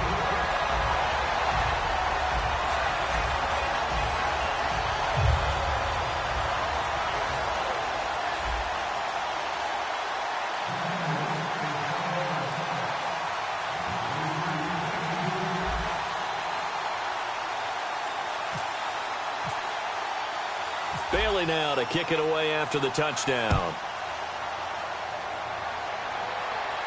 This fielded a few yards into the end zone. And the decision to come out is going to cost him 5 yards with a new rule as he's taken down right at the 20-yard line. Now the Bills offense gets ready to head back onto the field. And last time out, went for it on 4th down, turned it over, gave him great field position, turned it to 6 points, so they've got to recover here, Charles. It's amazing what one decision can do in the chain of events, right? The decision to go for it on 4th down. Caused all of that. It caused every bit of it, but it showed confidence. Hey, I've got confidence in you guys. Go pick it up for them. Didn't happen. Also showed confidence in the defense. They didn't pick up their end of the bargain, so now they've got to come back. Taylor hit. He lost the football, and the Cowboys have recovered. Well, we may not see it behind the big play sheet that they like to use, but I bet there's a big grin on the defense coordinator's face. A corner blitz, what we often call a cat blitz. Usually they disguise it, Brandon. You're up on a receiver. It looks like you're going to bump and run with him, press coverage, and then he just takes off straight for the quarterback, and someone comes behind him to pick up the receiver. And as a former member of the secondary, it makes you happy too, doesn't it? I can't lie about it. I've got a big grin on my face, too. That was a heck of a play, a heck of a call. Here we go. They'll try to run it in with Elliott, and he'll get in. Touchdown, Cowboys. Ezekiel Elliott taking it in for 2 yards out. And the Cowboys use the short field to their advantage as they cash in for 6. And the lead is up to 15 now.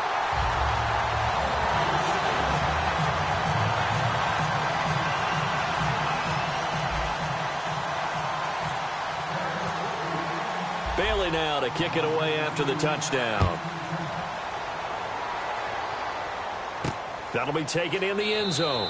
And no run back here. This will be a touchback, and it comes out to the 25-yard line. And now out come the Bills. And the turnover last time, that's sort of been symptomatic of their struggles here in this one.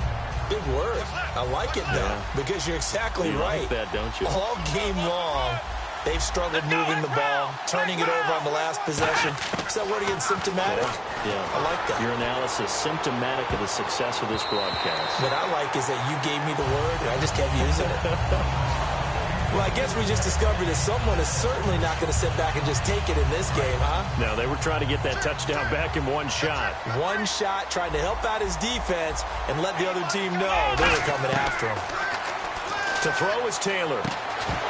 And incomplete there. A nice hit. Jars the ball free and brings up 3rd down.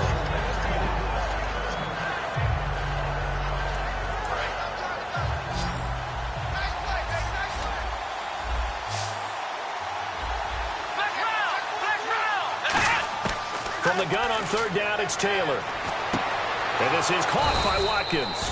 And they're going to get this one all the way out across the 45. And at this stage, down in the second half, looks like they just wanted to find a way to get it in the hands of their playmaker, and they did. I think you're exactly right. I don't think the coordinator's looking at his play sheet and trying to figure out which play will work well. He's trying to figure out how to get the ball to the playmaker that you just described. Looking down at... And all the way home for a Bills touchdown. Robert Woods, 52 yards. And the Bills cut into that lead. And he showcased his blazing speed on that one. Was he wearing football cleats or track spikes? Because he was gone. Big-time play. And just think about what that does if you're a receiver on the team with him. Well, that's got to open things up for you as well, because if I'm a defense, I've got to get back deeper and deeper in order to keep him in front. But I'm not sure how many can actually keep him in front with that speed. Hey, let's go! They'll try and run it with McCoy. And he'll get in as they're back within his score now. The lead's down to 7, and that almost makes it a brand-new ballgame. Now it's a one-score affair after they get the 2. And you have to know they were holding their breath on the two-point play because they had to have it to get it within the range that you just talked about. Dialed up their two-point play. It worked. Now they're feeling like they've got a shot at this one. fielded about a yard deep. And he's up across the 25 and down at the 28-yard line. And now Dallas gets set to take the field. And they were able to punch it in the end zone last time. They'll be looking to do that again here for the defense. Obviously, they'll be looking to stop them from punching it back in the end zone. It always is punch-counter-punch, isn't it? And which team has the advantage? Well, let's just go back. Last time on offense, they rolled downfield, got into a good rhythm. You can see a little more bounce in and out of the huddle. You can see the sideline really get into the game. So defensively, you're thinking to yourself, how do we take that away from them? How do we get the advantage back? Let's see what they come up with. I think pressure is always the first way to go. You love pressure. I love it. We'll see if they dial it up this drive. And third quarter here, you've got the lead. This is where that strong run game can really benefit you. Stayed in bounds there, kept the clock going. I like all the points you just made there. And if you throw the football and it's incomplete, now you've stopped the clock and you've helped out the guys on the other side of the ball. So keep it in the hands of those runners. Keep moving it. Keep grinding clock. Back now in Arlington. It's the Cowboys with the football. They'll be looking to tack on to their lead as we get set for the fourth.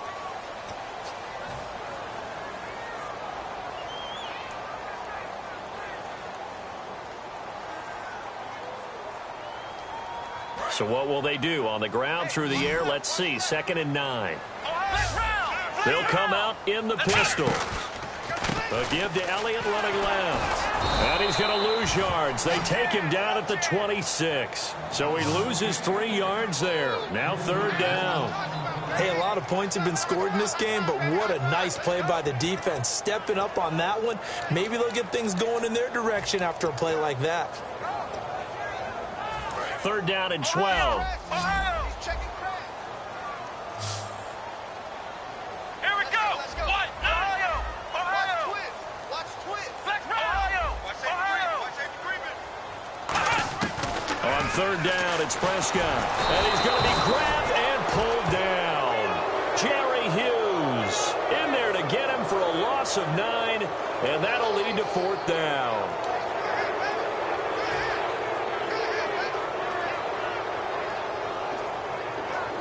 Out now comes the Cowboys punter as the drive goes backwards, so he's on to punt it away.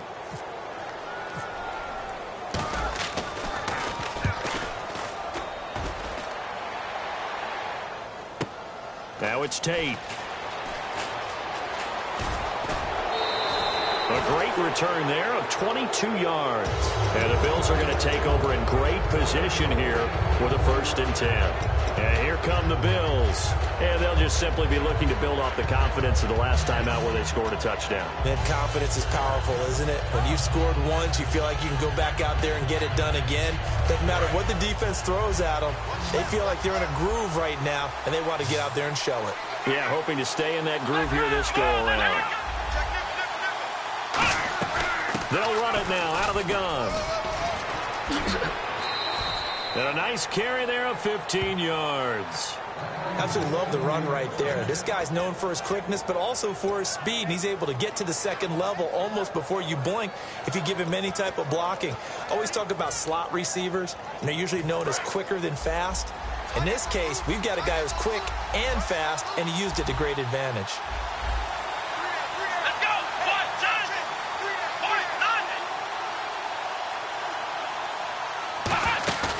Now a play fake here on 1st down. A hit as he throws there, incomplete. Well, that play's a statistic that's going to go on the defensive team stat sheet. Won't necessarily reflect in ours, right, the overall game sheet. But you and I know that they keep count on pressures, hits on quarterbacks, all those things, hoping to increase that throughout the game. And here we are in the 4th quarter, and they got a big one. That's such a close game, a very big one. He'll hit Watkins on the crossing route. And he's brought down. He got 18 yards out of that one, and it gets him a new set of downs. So there on that play, offensively, they ran the crossing route. Defense was in zone coverage, so as a former DB, how tough is it to defend that? It's really difficult because your natural inclination is to chase the receiver and maybe leave your zone. So you have to have discipline in order to talk to your other coverage guys and let him know that that receiver's crossing from your zone to the next zone. He's coming your way. Make sure you have him. And then when the ball is actually thrown, secure the tackle. When they're moving on crossing routes, if you miss a tackle, it usually results in a big play. So they're still at the original line of scrimmage here. 2nd down and 10.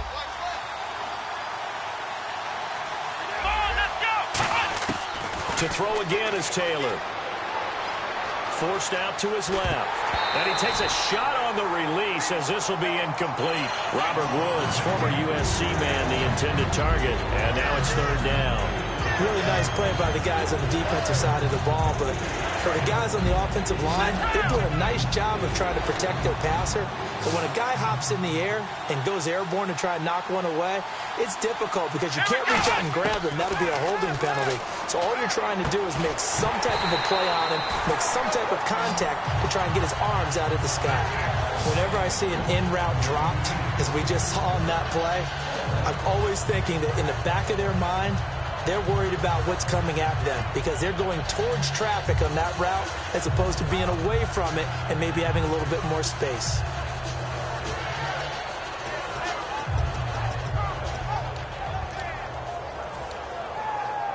One score down. Here we go. They're going to go for it here on 4th down. Come on, let's go! Ohio! There we go! Brand 38! Here we go. It's Taylor on 4th down. And that's caught.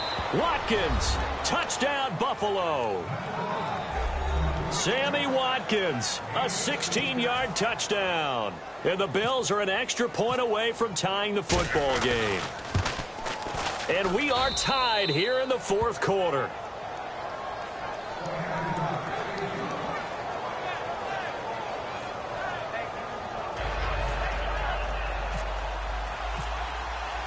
Set to go now with the kickoff. These two teams all even again as we continue in this wild 4th quarter. This is taken about 7 yards deep. And now Dallas gets set to take the field. And a tight game after punting last time. See if they can get something going on this drive.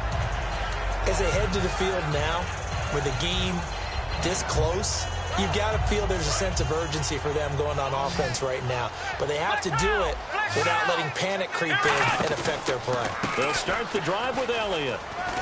And he'll go down right at the 30-yard line.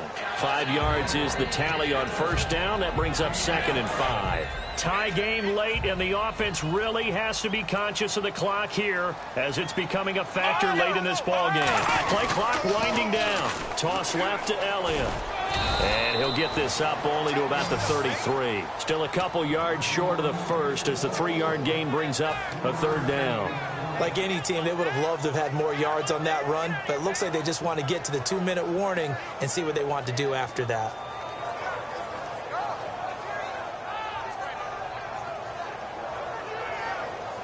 And they'll try to squeeze in one more play here before the 2-minute warning. Time for a break. We'll come back and see how it all shakes out after this.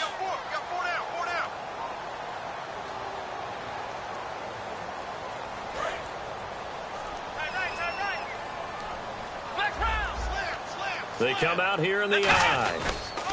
They'll try and run for it with Elliott. And he is going to lose yardage here.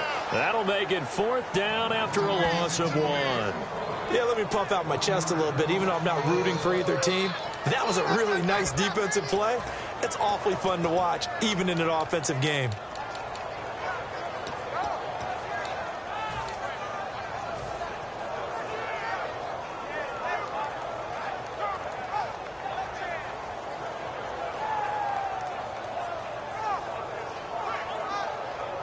Tie game, 4th quarter, and they're going for this thing on 4th down. Come on, let's go! What? Ohio!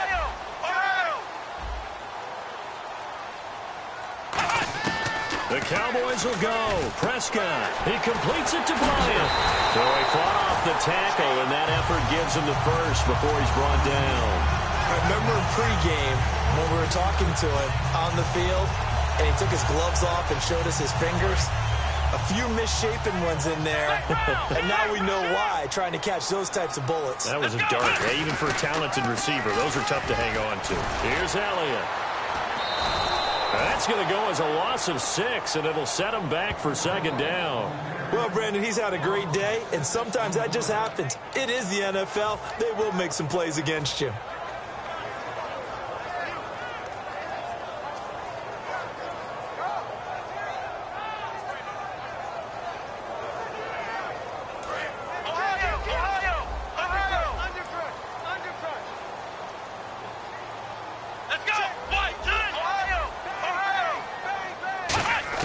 Here's Prescott. And Bryant's got it over the middle. And he'll be taken down, but not before getting this inside the 30. Now whistles come in. We're going to get a timeout here by the offense. It's just their first. They've got 2 more to use here in the final stages. And here comes play number 6 on this drive. 1 man in the backfield, Elliott. And they'll give it to him here. And he'll lose yardage. Brought down at the 32. So a loss of 5, and it'll be second down. So, Brandon, when this offense gathers together to watch tape for this game, they're going to be feeling pretty good about themselves until the coaches get upset about the play we just saw. Now hold everything here. We're going to get a timeout by the offense. That'll leave them with just 1 remaining in this 4th quarter of play. So it all comes down. And now the Bills are going to stop it as they call a timeout. It's just their first. They've got 2 more to use here in the final stages.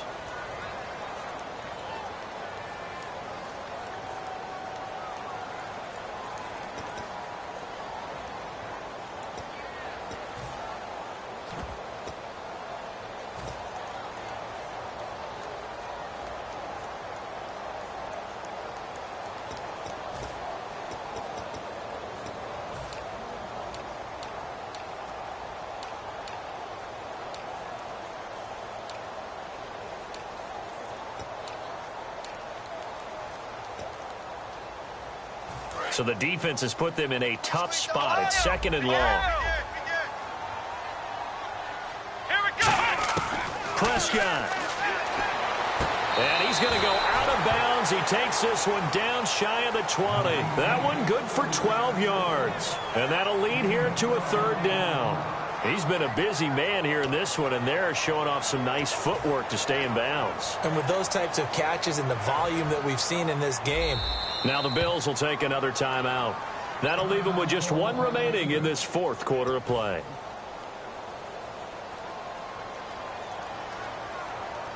So it all comes down to the foot of Dan Bailey. His first attempt of the afternoon, and it's for the win.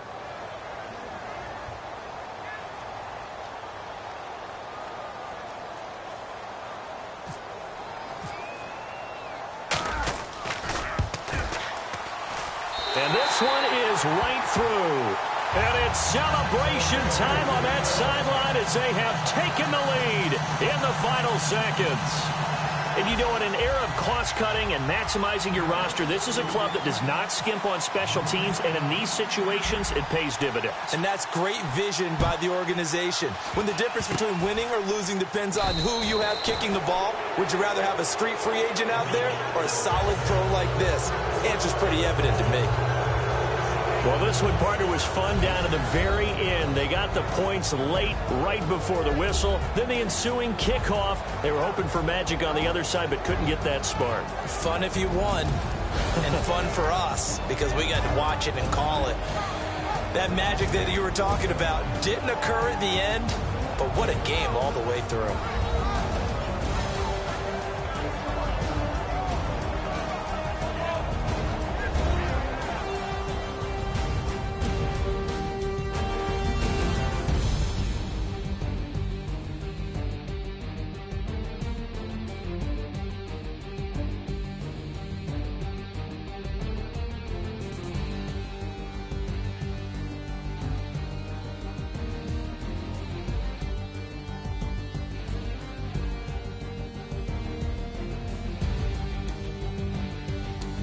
So that'll do it. For my partner, Charles Davis, and the best darn crew in the industry, I'm Brandon Gaudin. This has been a presentation of the NFL on EA Sports.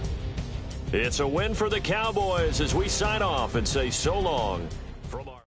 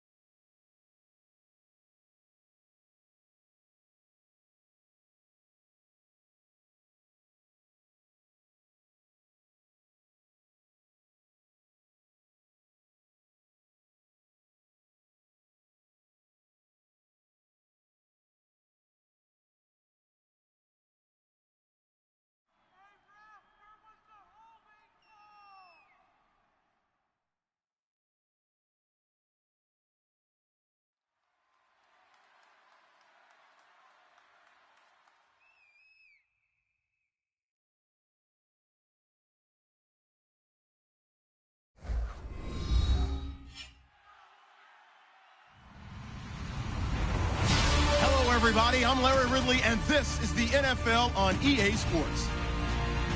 Today's matchup could be an interesting one. The Texans come in as the top offense in the NFL, and they'll go up against the Lions defense that wants to meet that challenge head on. For the call, let's send you out to the broadcast booth, where we'll join our commentators, Brandon Guyton and Charles Davis.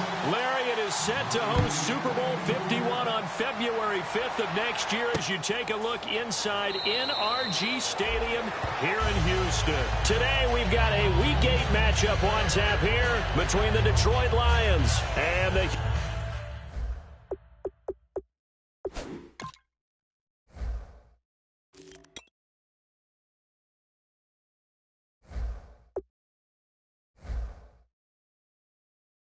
Houston Texans.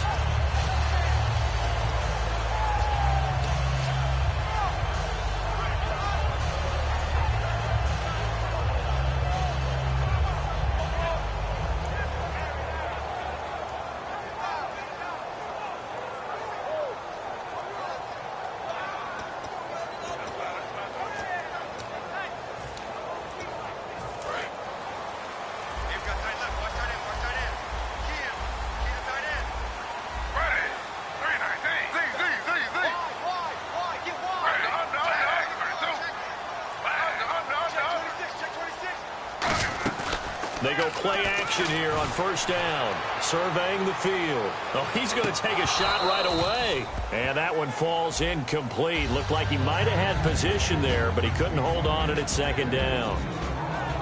And a look at the offense that is hoping to put some points up in bunches here in this one.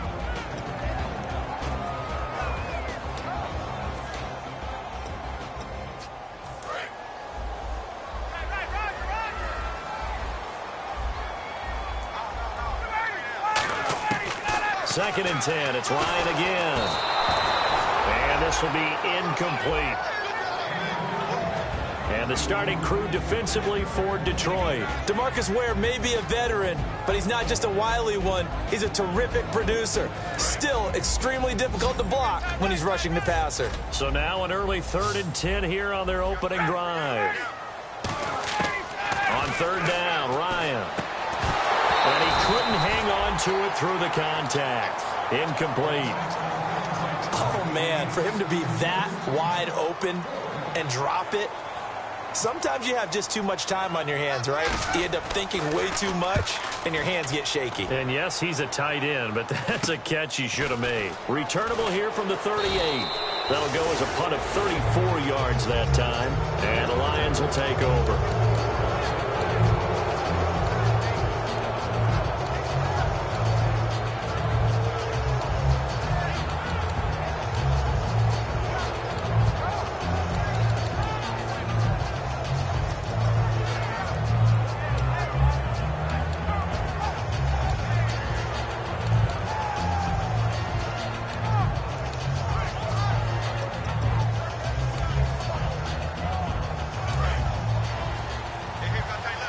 So the D-line's going to spread out. Time running out here on the play clock. They run with a rookie. Here's Elliott. And he'll take this one up close to about the 45. 2 yards on the carry there, and it'll be second down. It's really simple to say that they know their identity, that they are a passing team. But one of the reasons that they're so successful, they know how to mix in the run and make sure that they keep the defense off balance and not able to just simply say, let's go get the quarterback and disrupt things.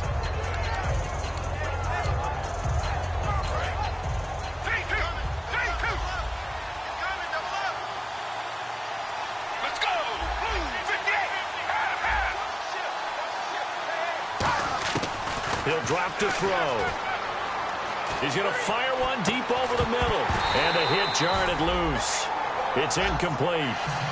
The veteran Andre Johnson the target on that one. Third down here. And here's a look at the starting offense.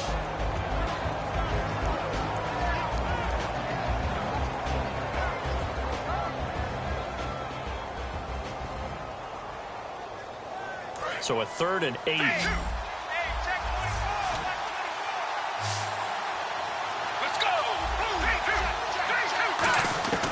They'll drop to throw. It's grabbed over the middle by White. And he's got the first down yardage before he's brought down at the 42. I don't care how many times we see it. I still get a kick out of watching quarterbacks and receivers do the pass tree in pregame warm-up. But I always remember that when we go to practices, we see that after practices as well. They really tune it up, don't they? They tune it up. They know why they do it for these situations. First down. And they build that trust, and that's why they're able to find him in this type of a situation.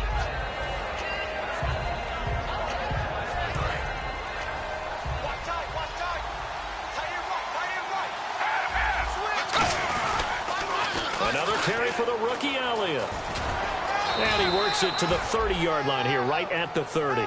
5 yards is the pickup there as that extends this drive. In today's NFL, you hear all the time about stretching the field and creating space in order to run plays. A toss play will help accomplish that because now you're pushing a defense to chase you all the way to the edges and to the sideline. That's a nice run, probing now early to try and get things done later. 3 yards on the pickup there, and it'll be second down. The defensive crew for the Texans. Here's a look. Clay Matthews is an absolute force. Multiple Pro Bowls as an outside linebacker. He can swing inside and create the same havoc. Second down following the run.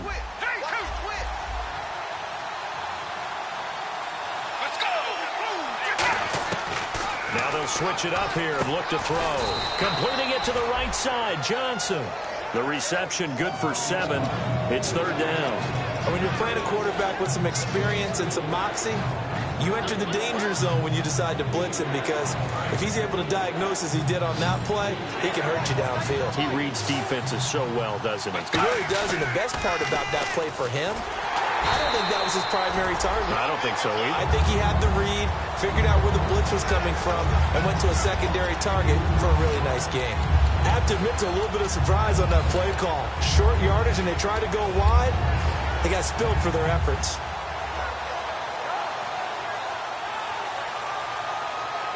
The field goal unit's going to stay put on the sideline. They're going to go on fourth down here. Now a shotgun snap as they'll look to throw. And able to find Garcon. And he will have the first down before he's tackled at the 12. Well, the field goal attempt was well in hand. They had that, but they decided to go for it anyway.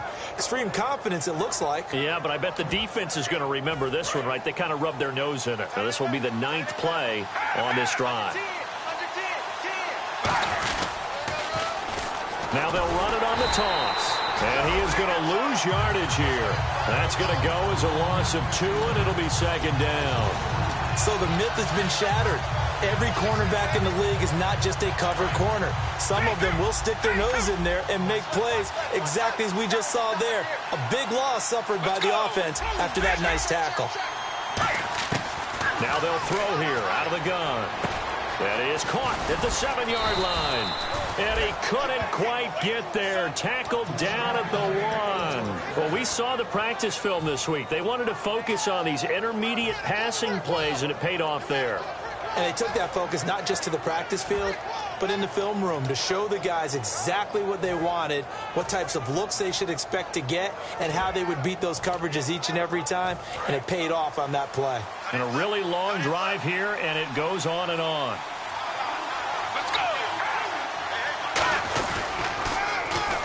Now they'll run it on the toss. And he's going to take it in for a Lion touchdown. A great play there. His second touchdown on the season. And the Lions are going to take a first-quarter lead. And he knocks it through.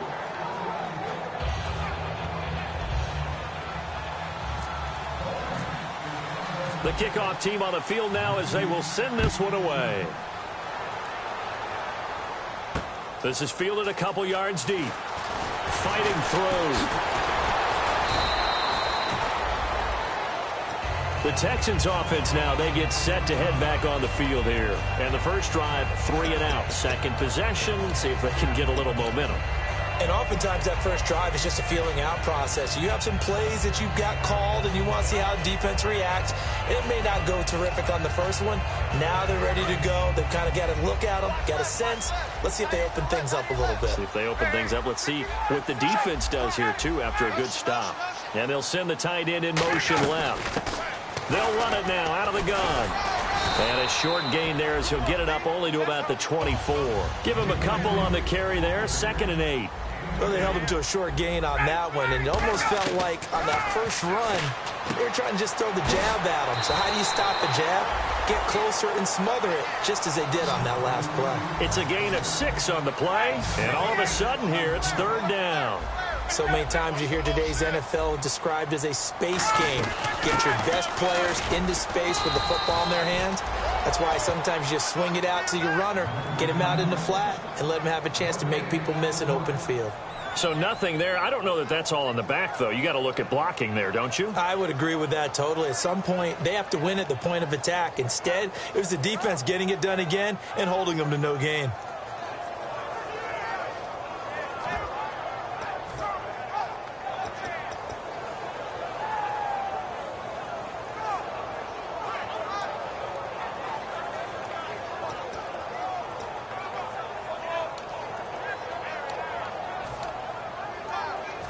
And how about this one now? In their own territory, a gutsy call.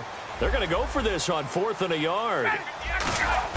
They'll indeed go for it with Ryan. And it's a short one here, complete to his tight end. It's a gain of 7. And on 4th down, they're able to convert and move the sticks. I don't know if I agree with that. I guess they don't care if I agree with that. But, boy, you have to be surprised by that, right? I definitely was surprised that they decided to go for it in this situation. But they must have either felt like they either had a great play call on or they're trying to show extreme confidence.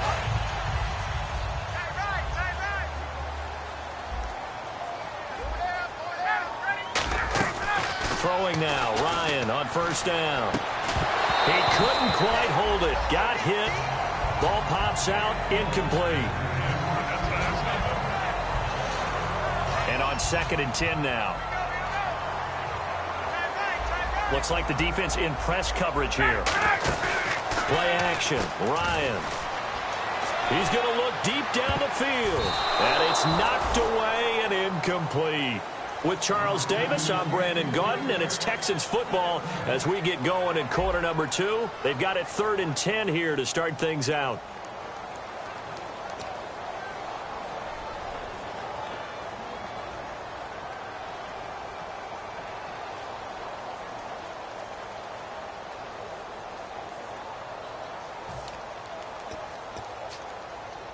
And here comes play number 6 on this drive.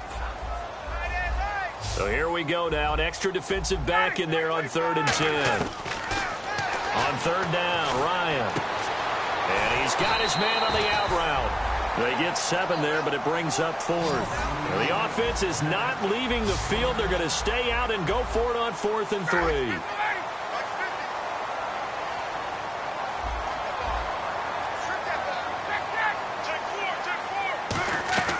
Here we go on 4th down with Ryan. Boy, a curious decision to go for it. Doesn't pan out. And the Lions will get the football back in terrific field position. So here come the Lions now.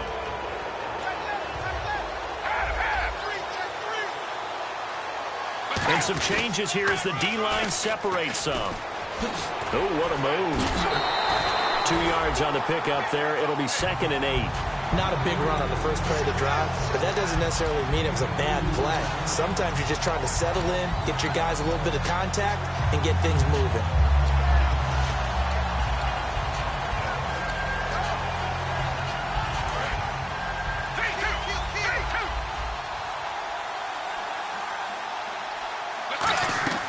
The play-action fake. They'll look to throw. Then Steve Smith hauls it in. 8 yards on the completion, but now they face 3rd down. Slant route's effective no matter who's running the route and catching the ball. But when you have a receiver of that stature, you have to be a little bit more precise throwing it. You don't have the same catch radius with the bigger targets.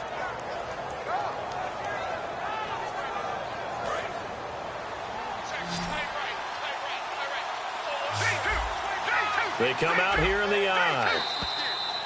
Oh, and the hard count might have got him. This might be a first down. Fresh set of downs here.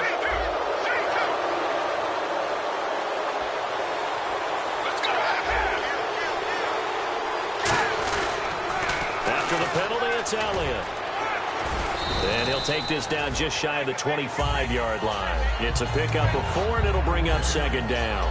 Not a run that you're going to write home about, but still a good first down run. That's what an offense calls staying on schedule. 3 to 4 yards on first down, you're set up very well for the rest of the drive. Out of the gun, they'll look to throw. Johnson with a completion over the middle. And he gets it all the way down inside the 10 to the 5-yard line. Okay, so now the question, how did he get that wide open? Well, we both know that he shouldn't, because from the time they handed out scouting reports before this game, he was circled, starred, everything. Find him, cover him. But sometimes you can scheme a guy open. You put the receivers in a bunch. Maybe you move some motion. Maybe you put them on the backside of a formation, and all of a sudden you've got a better matchup. Every now and then, the offensive guys, they figure a way to get him open, even with everyone keeping eyes on him. And that's certainly a guy they want to keep trying. And that is caught. Touchdown, Detroit. Andre Johnson, his 6th touchdown of the season. And the Lions add on to their lead. On those slants, everything happens so quickly. What makes it work? The timing between the passer and the receiver. In this case, a slant route ordinarily is probably about 3 steps before you go on the slant. In this amount of time, I think it was a 2-step deal. Boom, put his foot in the ground and got inside for the pass. Got inside for the pass, got inside for the catch and the score. This fielded a few yards into the end zone. And he's up past the 20 to the 22-yard line. The Texans offense now, they get set to head back onto the field. And last time this unit was out here, costly turnover, and then that turned into 6 points. They've got to make amends. And how many times have we sat in meetings with coaches and they use the term complementary football? Offense take care of the defense, defense take care of the offense. That didn't happen on the last possession. This is a chance for them to pick themselves back up and help their team. Yeah, we'll see if they can. And he fires one that's intercepted. A great read, and it's picked off. And they take possession of the football and have it at the 36-yard line. And Detroit getting set to go now. And a great spot to start this drive from here.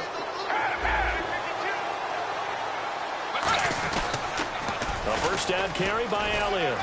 And he's going to fight his way forward here for a modest gain. 5 yards on the carry. Good pickup on first down.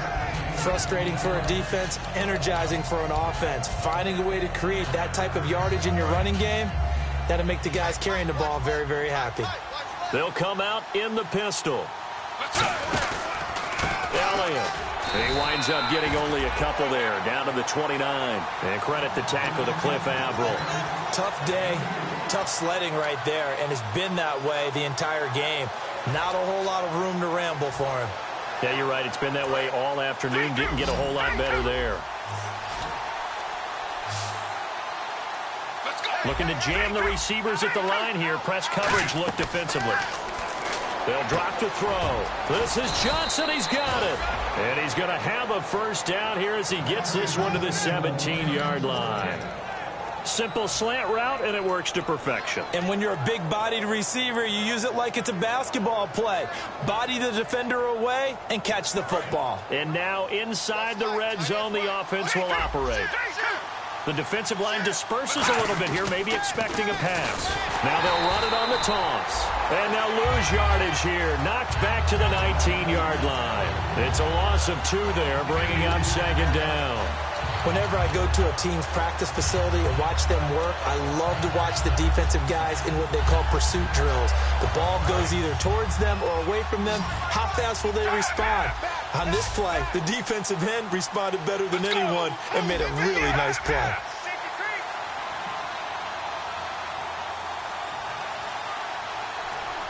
And time for us to take a break here in the booth. We're back to Houston after this timeout.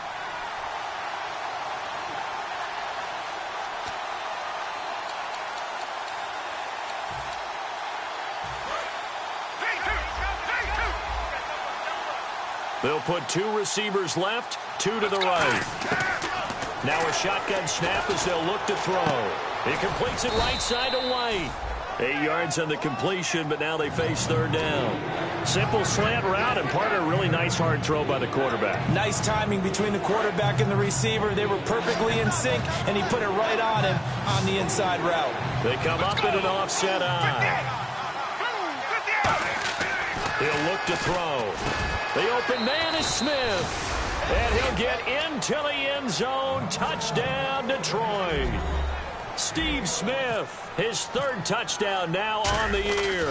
And the Lions are able to grow their lead. And this one through the uprights and good.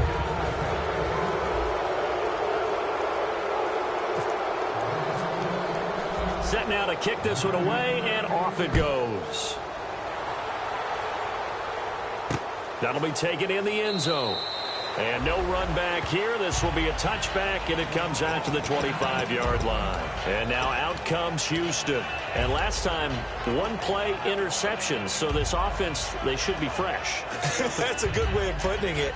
And I can't wait to see what they decide to do with play calling. Because a one-play drive where you throw an interception, a lot of people think the very next time out, run the football, don't give him a chance. Maybe play action? I think maybe you go play action, show your quarterback, get a little confidence in him, and let him fling another one.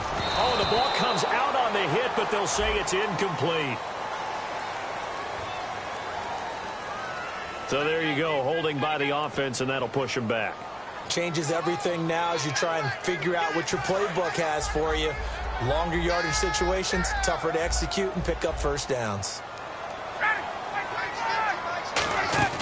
Now a play fake here on first down. He's going to let this one go deep. And that's caught inside the 35. And he's going to be marked down deep in Detroit territory. A huge play there for Houston. 78 yards.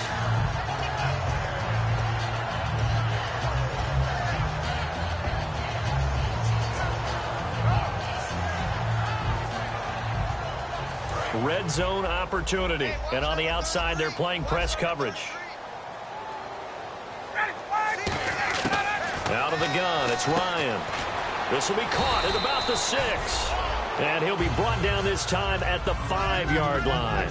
So many times you hear today's NFL described as a space game.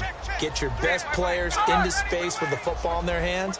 That's why sometimes you just swing it out to your runner, get him out in the flat, and let him have a chance to make people miss an open field. They'll run it now out of the gun. And give him 2 yards officially, and now it'll be 3rd and goal. From the 3 now, here they come on 3rd and goal. And now it looks like they're going to be in the hurry-up. Now they send the tight end in motion left. Now they bring the tight end in motion right.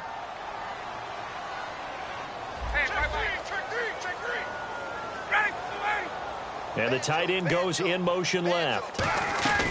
They'll run it now out of the gun. A loss of a yard, and it brings up 4th. Now whistles come in. We're going to get a timeout here by the offense.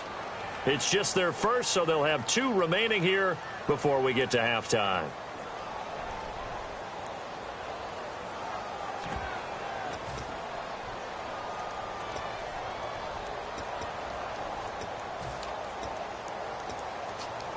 No movement from the field goal unit. They've got 4 full yards to go here on 4th and goal to hit pay dirt, but they're going to go for it.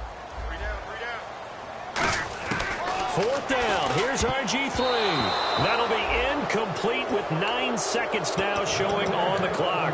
And Detroit getting set to go now. And you got to think, if this is anything other than just taking a knee, I'd be very surprised. Yeah, they've got enough to talk about at the half. Why do anything else? Just get out of there. Very tough spot here for the offense to start. Let's go. From deep in their own territory, they look to throw.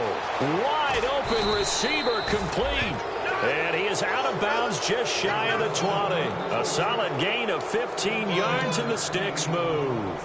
And a good quarterback facing zone coverage. If he has just a little bit of time to survey the scene, that's what's going to happen. No doubt about it. If there's no pressure, he's going to continue to pick them apart because he'll have all that time to find someone open downfield. You can only cover for so long. So maybe they want to go to a zone blitz scheme. Get a little bit more pressure. Remember when Carolina did that against Denver? They lost the game ultimately. They dropped the defensive end out, and he ended up with an interception in that game in Super Bowl 50. Maybe some sort of scheme like that to try and get more pressure at the passer.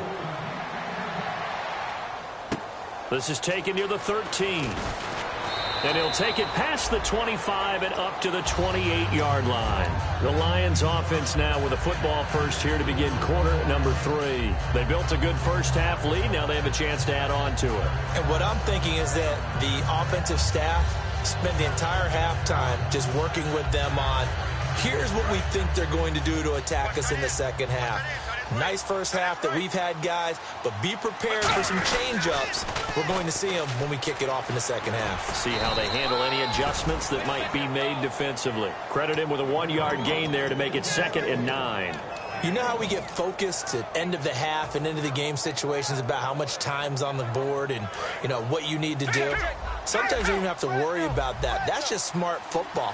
You know, that kind of a lead, staying in bounds, it burns clock, even in a situation that we're not really focused on it. Smith catches left side, and he's brought down after a good gain. A good pickup there, a 22. A great job pulling that one in from a guy, as we know, who can really blaze. He's got a lot of speed. And that speed can work for him so many different ways. Sometimes he just takes off and goes and just runs past people. Sometimes you get people to back off so far that you can catch everything underneath. But still, at some point in the game, you probably have to make some contested catches, right? Sometimes you have to go up and beat a defender for the football. He has that in his arsenal as well. Showed it right there. No, that wasn't an explosive run. That wasn't one that took it all the way to the house. But, boy, for a team that's had trouble running it the entire game, that's the kind of run they need, hopefully, to get themselves kick-started. On 2nd down, Elliott.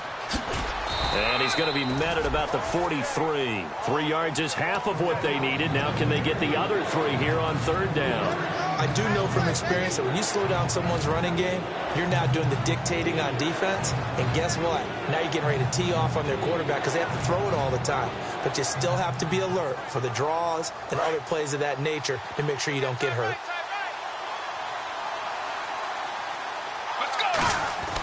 On 3rd and short, they'll try and pick it up through the air. And he can't quite pick it. No interception so far. That probably should have been their first. But at least it's 4th down. Jim Caldwell is showing a little confidence in the offense, leaving them out there here on 4th down. Let's go! 52. From the shotgun, he'll look to throw. This is Johnson. He's got it. And he's able to get it to the 33. Good enough for a first down. As a defender, I always found the slant route extremely difficult to cover unless you were able to jump on top of it early, because once he gets his hands on the ball, he's at full speed going away from you. It all happens in the blink of an eye, doesn't it? It really does. The timing is so important. That ball's got to be out of the hands of the quarterback and to the receiver like that. And if it is, you often get a very successful play. Again, we'll see the pistol here. And they'll go on the ground. And that play is blown up, losing yardage back at the 35. That's going to go as a loss of 2, and it'll be 2nd down. The evaluation process in today's NFL does not take into account as much bulk as it does speed, and that's what we're seeing with the linebacker position. Those guys that can run, they can play at any spot because they can make plays on the opposite side of the line of scrimmage. Johnson with a completion over the middle. A good gain of 14 there, and it moves the chains. And defensively, they were in zone coverage there. Do you have to be a little careful? You're losing playing against a good quarterback like he is to not play too much zone? Yeah, you have to be careful about how much time you're giving up. I think it's a good point you just brought up. So maybe if you still want to play zone, you go to a zone blitz scheme, and you can drop anyone out of your defensive front, defensive end, defensive tackle. It doesn't matter. You just exchange someone to bring more pressure towards the quarterback and still try and cover downfield. Some runs are blocked so well, you almost forget that someone has to carry the ball to gain the yardage. The leverage by the offensive line to create space up front, really well done. They come out here in the eye. On the give, this is their fullback. And now they're inside the 10 as he's brought down at the 9. Let's face it, you always want a team full of guys who can get you first downs and big plays of all styles, but you've got to have a big man. You can just turn and hand it to, and he can be dependable in picking up first downs.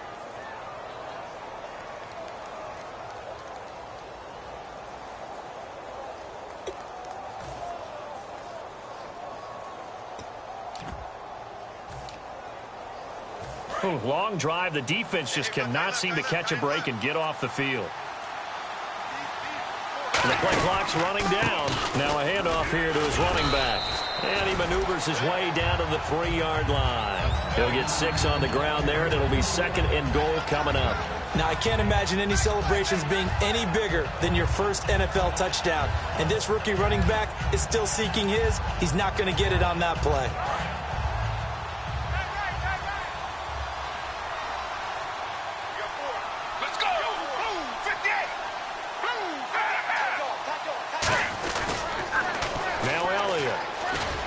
And he's maybe going to get this back to the 4, but that's about all. They'll lose a yard, and it brings up 3rd. 2 straight shots on the ground. Now on 3rd, do you go to the air? I think the possibility exists, and if you're doing it, you're probably going play action since you ran it twice. But I often think that 2nd down is a time you go play action and throw the ball. I say commit to the run and think about it being 4-down territory. Defense may be thinking pass. They come out in the nickel on 3rd and goal. Back to throw. And he's got his man. It's caught for a Lion touchdown. Steve Smith with his 2nd touchdown of the game, 4th of the year. And the Lions add on to their lead. And he'll bang that one through.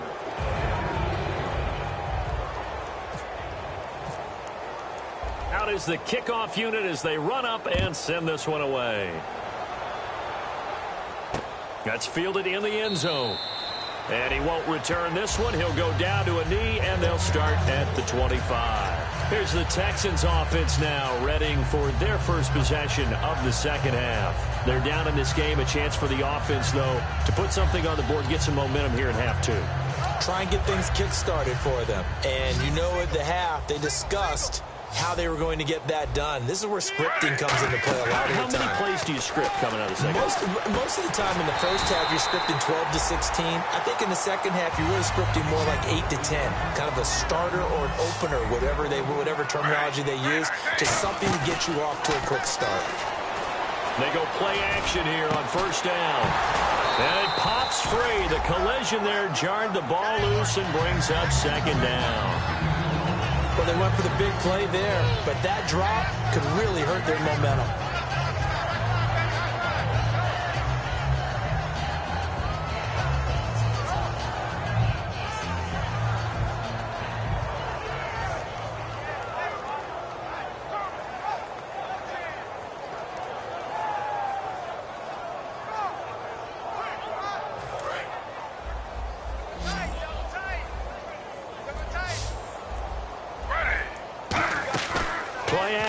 Now Griffin. And under the Lions' pressure, he's brought down. It'll go as a loss of about 6, and now it brings up 3rd. Partner, I know that ball security is preached like crazy, but every now and then you've got to know when to get rid of the football and save a little bit of yardage if you're a quarterback. Because now if you're the offensive coordinator, what does he do if it was 3rd and 10 versus 3rd and much? Now look out, Griffin hit, and he lost the football. It's loose. On plays like this, when the ball comes free, it's often unusual for the team that lost it to get it back. Because this is the quarterback. The ball gets away from him. Everyone else is trying to execute what they're supposed to do on offense. They're usually looking in the other direction, downfield, or have moved away from him. In this case, though, a teammate is able to come up with the ball. And how about this? 4th and long, and they're going to go for it.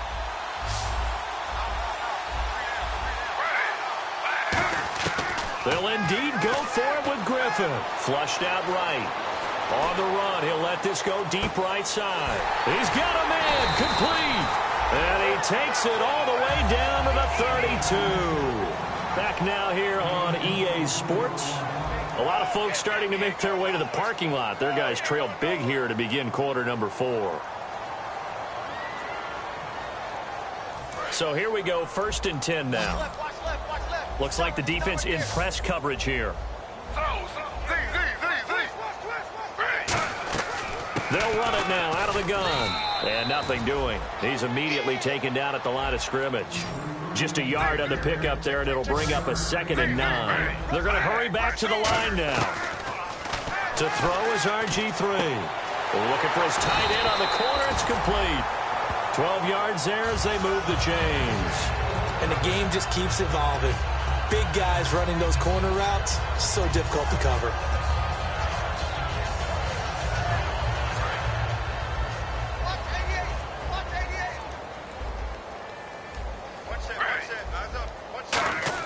From the red zone now, here's Griffin on 1st down. His throw incomplete.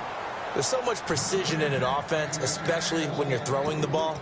And in an out route, plenty of it. How about the quarterback hitting his back foot, ball's out of his hands, receiver making his break, making his cut. He's got to time up perfectly. Not always easy to do. Let him a little too much. Yeah, I remember back in the good old days, I was talking to a quarterback, and he said everything they did was on the count system. So when he took a snap, he counted in his head for certain routes, different time frames for each one, and he knew if the ball wasn't out of his hand at that point, he'd better eat it because the play was dead. It's been a pretty long drive. This will be play number 9, and they need 10 yards out of it on 3rd. Here's Ryan to throw. Julian Edelman, the intended receiver, now 4th down. It's a tried and true formula, and I don't think it'll change for as long as we play football. If someone's trying to throw the ball and you can put pressure on them and make it tough, that's only going to help your defense. Yeah, he's since being hurried. He got rid of it before taking the hit, but incomplete.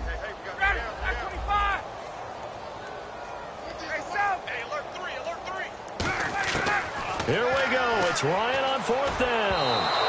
And this is incomplete. The Texans tried it, but they come up empty here on 4th. And the Lions will take over. So out now come the Lions. And that recipe on their last drive that resulted in a touchdown looked pretty good. So they'll be hoping to do that once more. And it takes me back to when we sat with the offensive coordinator and the head coach. They felt pretty good about their game plan and thought there were some holes in the defense, and they exploited them the last time out. Let's see if they can come back and put together a similar drive. And we'll see if they can do just that. They start on the ground with Elliott. Oh, he's got some breathing room. And he cuts it out right sideline. Some space here. And a cutback left. And he's brought down, but not before getting across midfield to the 45. Well, that was a great example of what we've been told from the time we first put on pads as little guys in the backyard. Effort will be rewarded if you keep giving it. And how about that run? Broke through a couple of tackles, refused to go down, legs churning. I like what I saw there. They keep on the ground with Elliott. And he'll lose yardage here, back at the 47. It's a loss of 2 there, bringing up 2nd down. There's so many things that go into playing the position of linebacker. Some of them are actually subtle. Doing the drill work that you do all the time in practice and carrying it over to the game. Get rid of blockers and get to the ball carrier and knock him down for a loss. Here's a play fake as they set up to throw. Smith catches left side.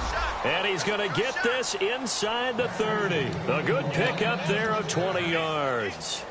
Love the call by the offensive coordinator, recognizing the situation very well, calling for the play-action pass and completing it. Let's go.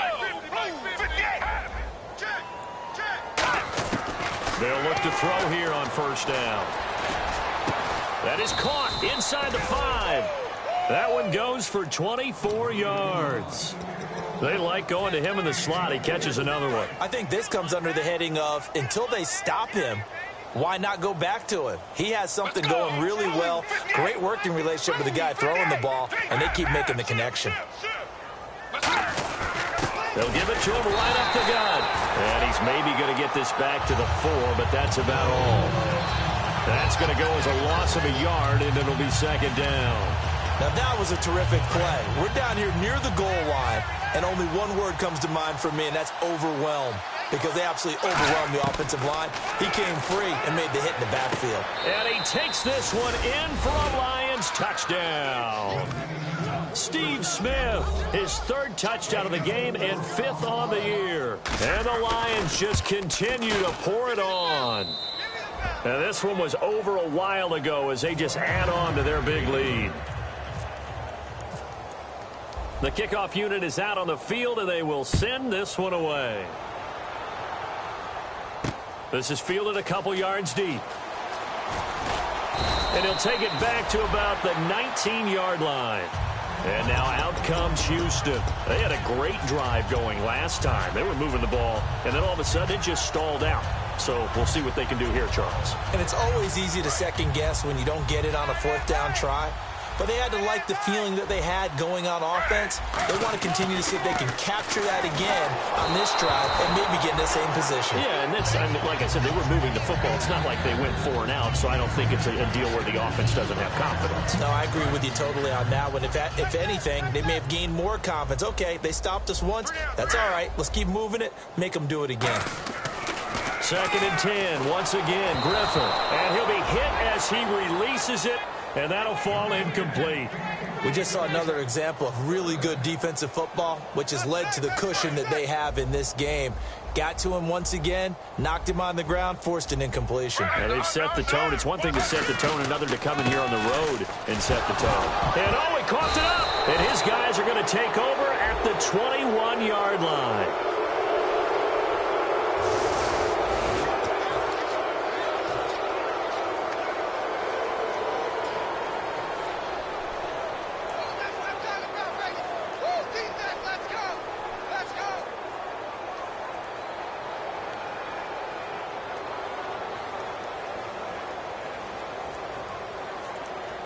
Really nice starting field position here for the offensive unit. So the D-line's going to spread out. Elliott, toss right. And he's going to lose yardage and be backed up to the 25. That's going to go as a loss of 4, and it'll be 2nd down.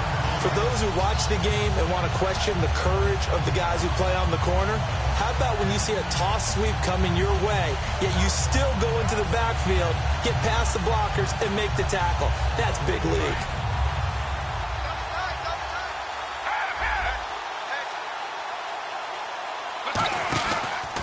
And they'll run it here. And an alley to run. And they do get him down, but he's inside the 5 all the way to the 3. And I know it's hard in live action, but you've got to keep your hands away from the face. That's a 15-yard penalty. You work on it all the time, making sure your target area is lower and trying to keep your hands away from the face mask so you don't get the big penalty.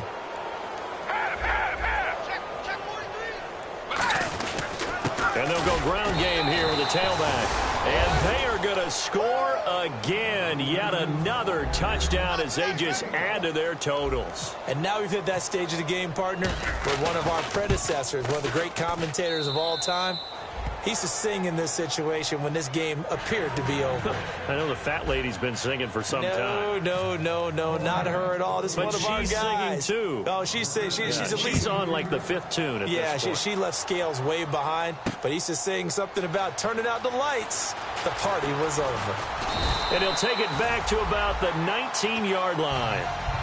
And here comes the Texans now. And they had the fumble last time that led to a touchdown. That's a no-no. We'll see what they do here this go-around.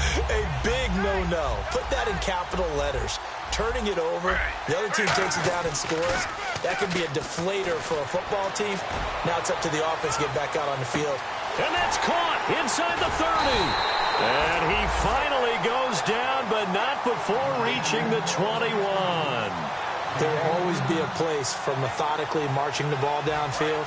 But when you can pick it up in big chunks and strike like that, have explosive plays, that's often the difference in winning and losing. Those types of plays that can knock a defense off balance, that'll drive a team towards a victory. 18 yards there, and it'll be a 1st and goal. Time for a break. Back to finish it off on EA Sports after this.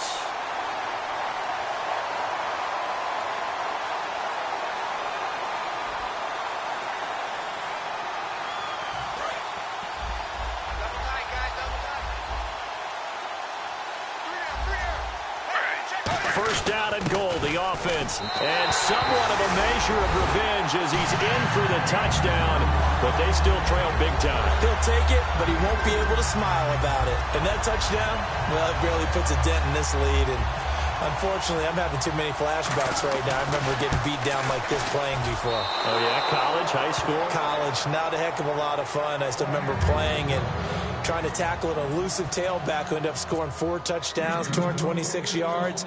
He scored so many times and had so many great runs, I knew every note to their school's fight song. Bet that ice bath felt extra cold afterwards, too. Oh, no, there was no ice bath. You're just trying to get out of there before the reporters got to you. And Detroit getting set to go now. They have the big cushion. Here in the final stages of this one, I don't know if there's any better feeling than being up big on the road. There really can't be, because for a team to go on the road and win in the NFL, that's huge to begin with. But just think about all the preparation that went into it. When they first started talking about this game, leading up to it during the week, going on the road, unfamiliar city, obviously, unfamiliar hotel. No one's going to be with you once you get to the stadium. They're all going to be against you. You name it, all those things they had to deal with, they were able to conquer them and do it convincingly. Yeah, they did it very convincingly, and now the final moments of this one. He'll drop to throw. Nowhere to escape, and he goes down. They dial up the corner blitz that time, and it delivers to the tune of a 9-yard loss. And now they're in the hurry-up. Let's go! Now on 3rd and long, they'll look to throw. Steps away to his left. They shakes him off. Now he'll turn and throw deep back to the other side of the field. The veteran Roddy White, the intended target. And 4th down coming up. Well, he bounced up after taking a sack and took a shot downfield. I think a lot of us thought maybe he'd run draw in that situation. Instead, tried to get all back in one play. Yeah, 3rd and long, thought he needed the deep pass, couldn't connect it. Maybe he was hoping for a penalty downfield to give him the yardage they needed. And he loses the football a second time. And they have the football and will take over at the 24-yard line. And Detroit getting set to go now. They take over with great field position. They've got the big lead. Most would say they should kneel it, but the key word there is should. You never know here. You never know. That's the exact play that should happen. But some people like stats. You know, some people like to put more things up on the board, but kneel down is usually the right play here. We'll see what they do in this situation. So oftentimes you see defensive holding. Here it's offensive holding for the flag.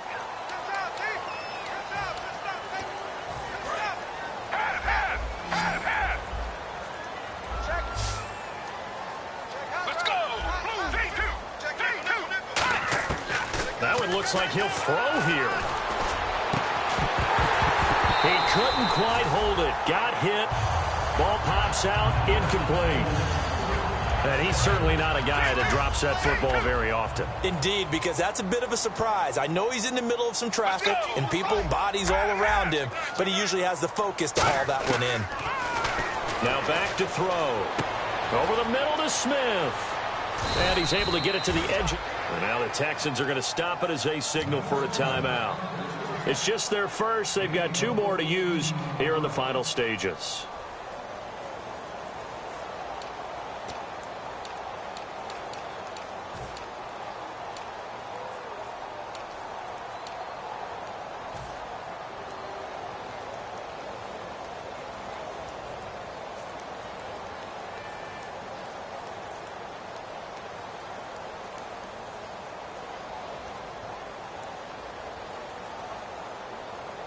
And ready for 3rd and 6. Let's go! Looking to jam the receivers at the line here. Press coverage look defensively. On 3rd down, he'll drop to throw. This is Johnson. He's got it. And he won't have the touchdown, but he will have the first down as he's tackled at the 2. Quarterbacks love slant routes because the receivers are breaking right into their line of vision, and receivers love them as well because they're getting the ball on the move and able to catch it and try and get upfield and gain additional yardage. And on the ground they go with a running back. And he will get into the end zone. It's another touchdown. This thing is ugly. And to me, that touchdown allows you to start grinning widely on your sideline. I think they pretty much locked this one away. Yeah, that's the clincher, the proverbial icing on the cake, if you will.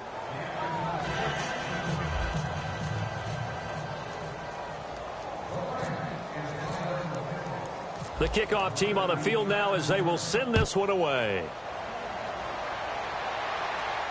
This is fielded at the goal line.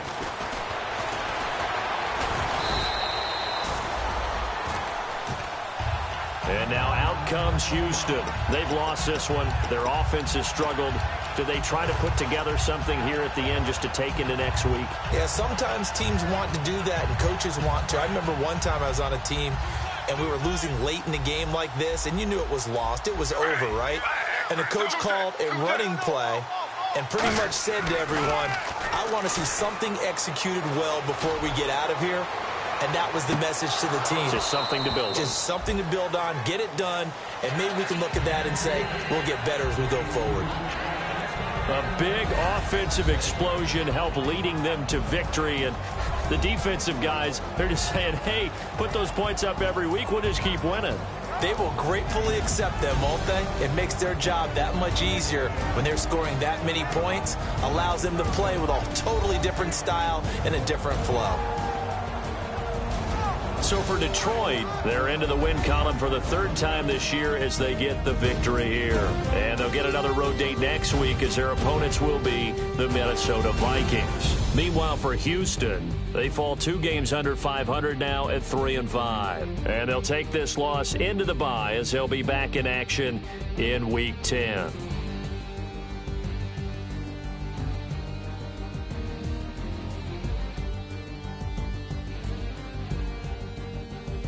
So that's a wrap. For Charles Davis, I'm Brandon Gunn. And this has been a presentation of the NFL on EA Sports. For more, check us out at easports.com.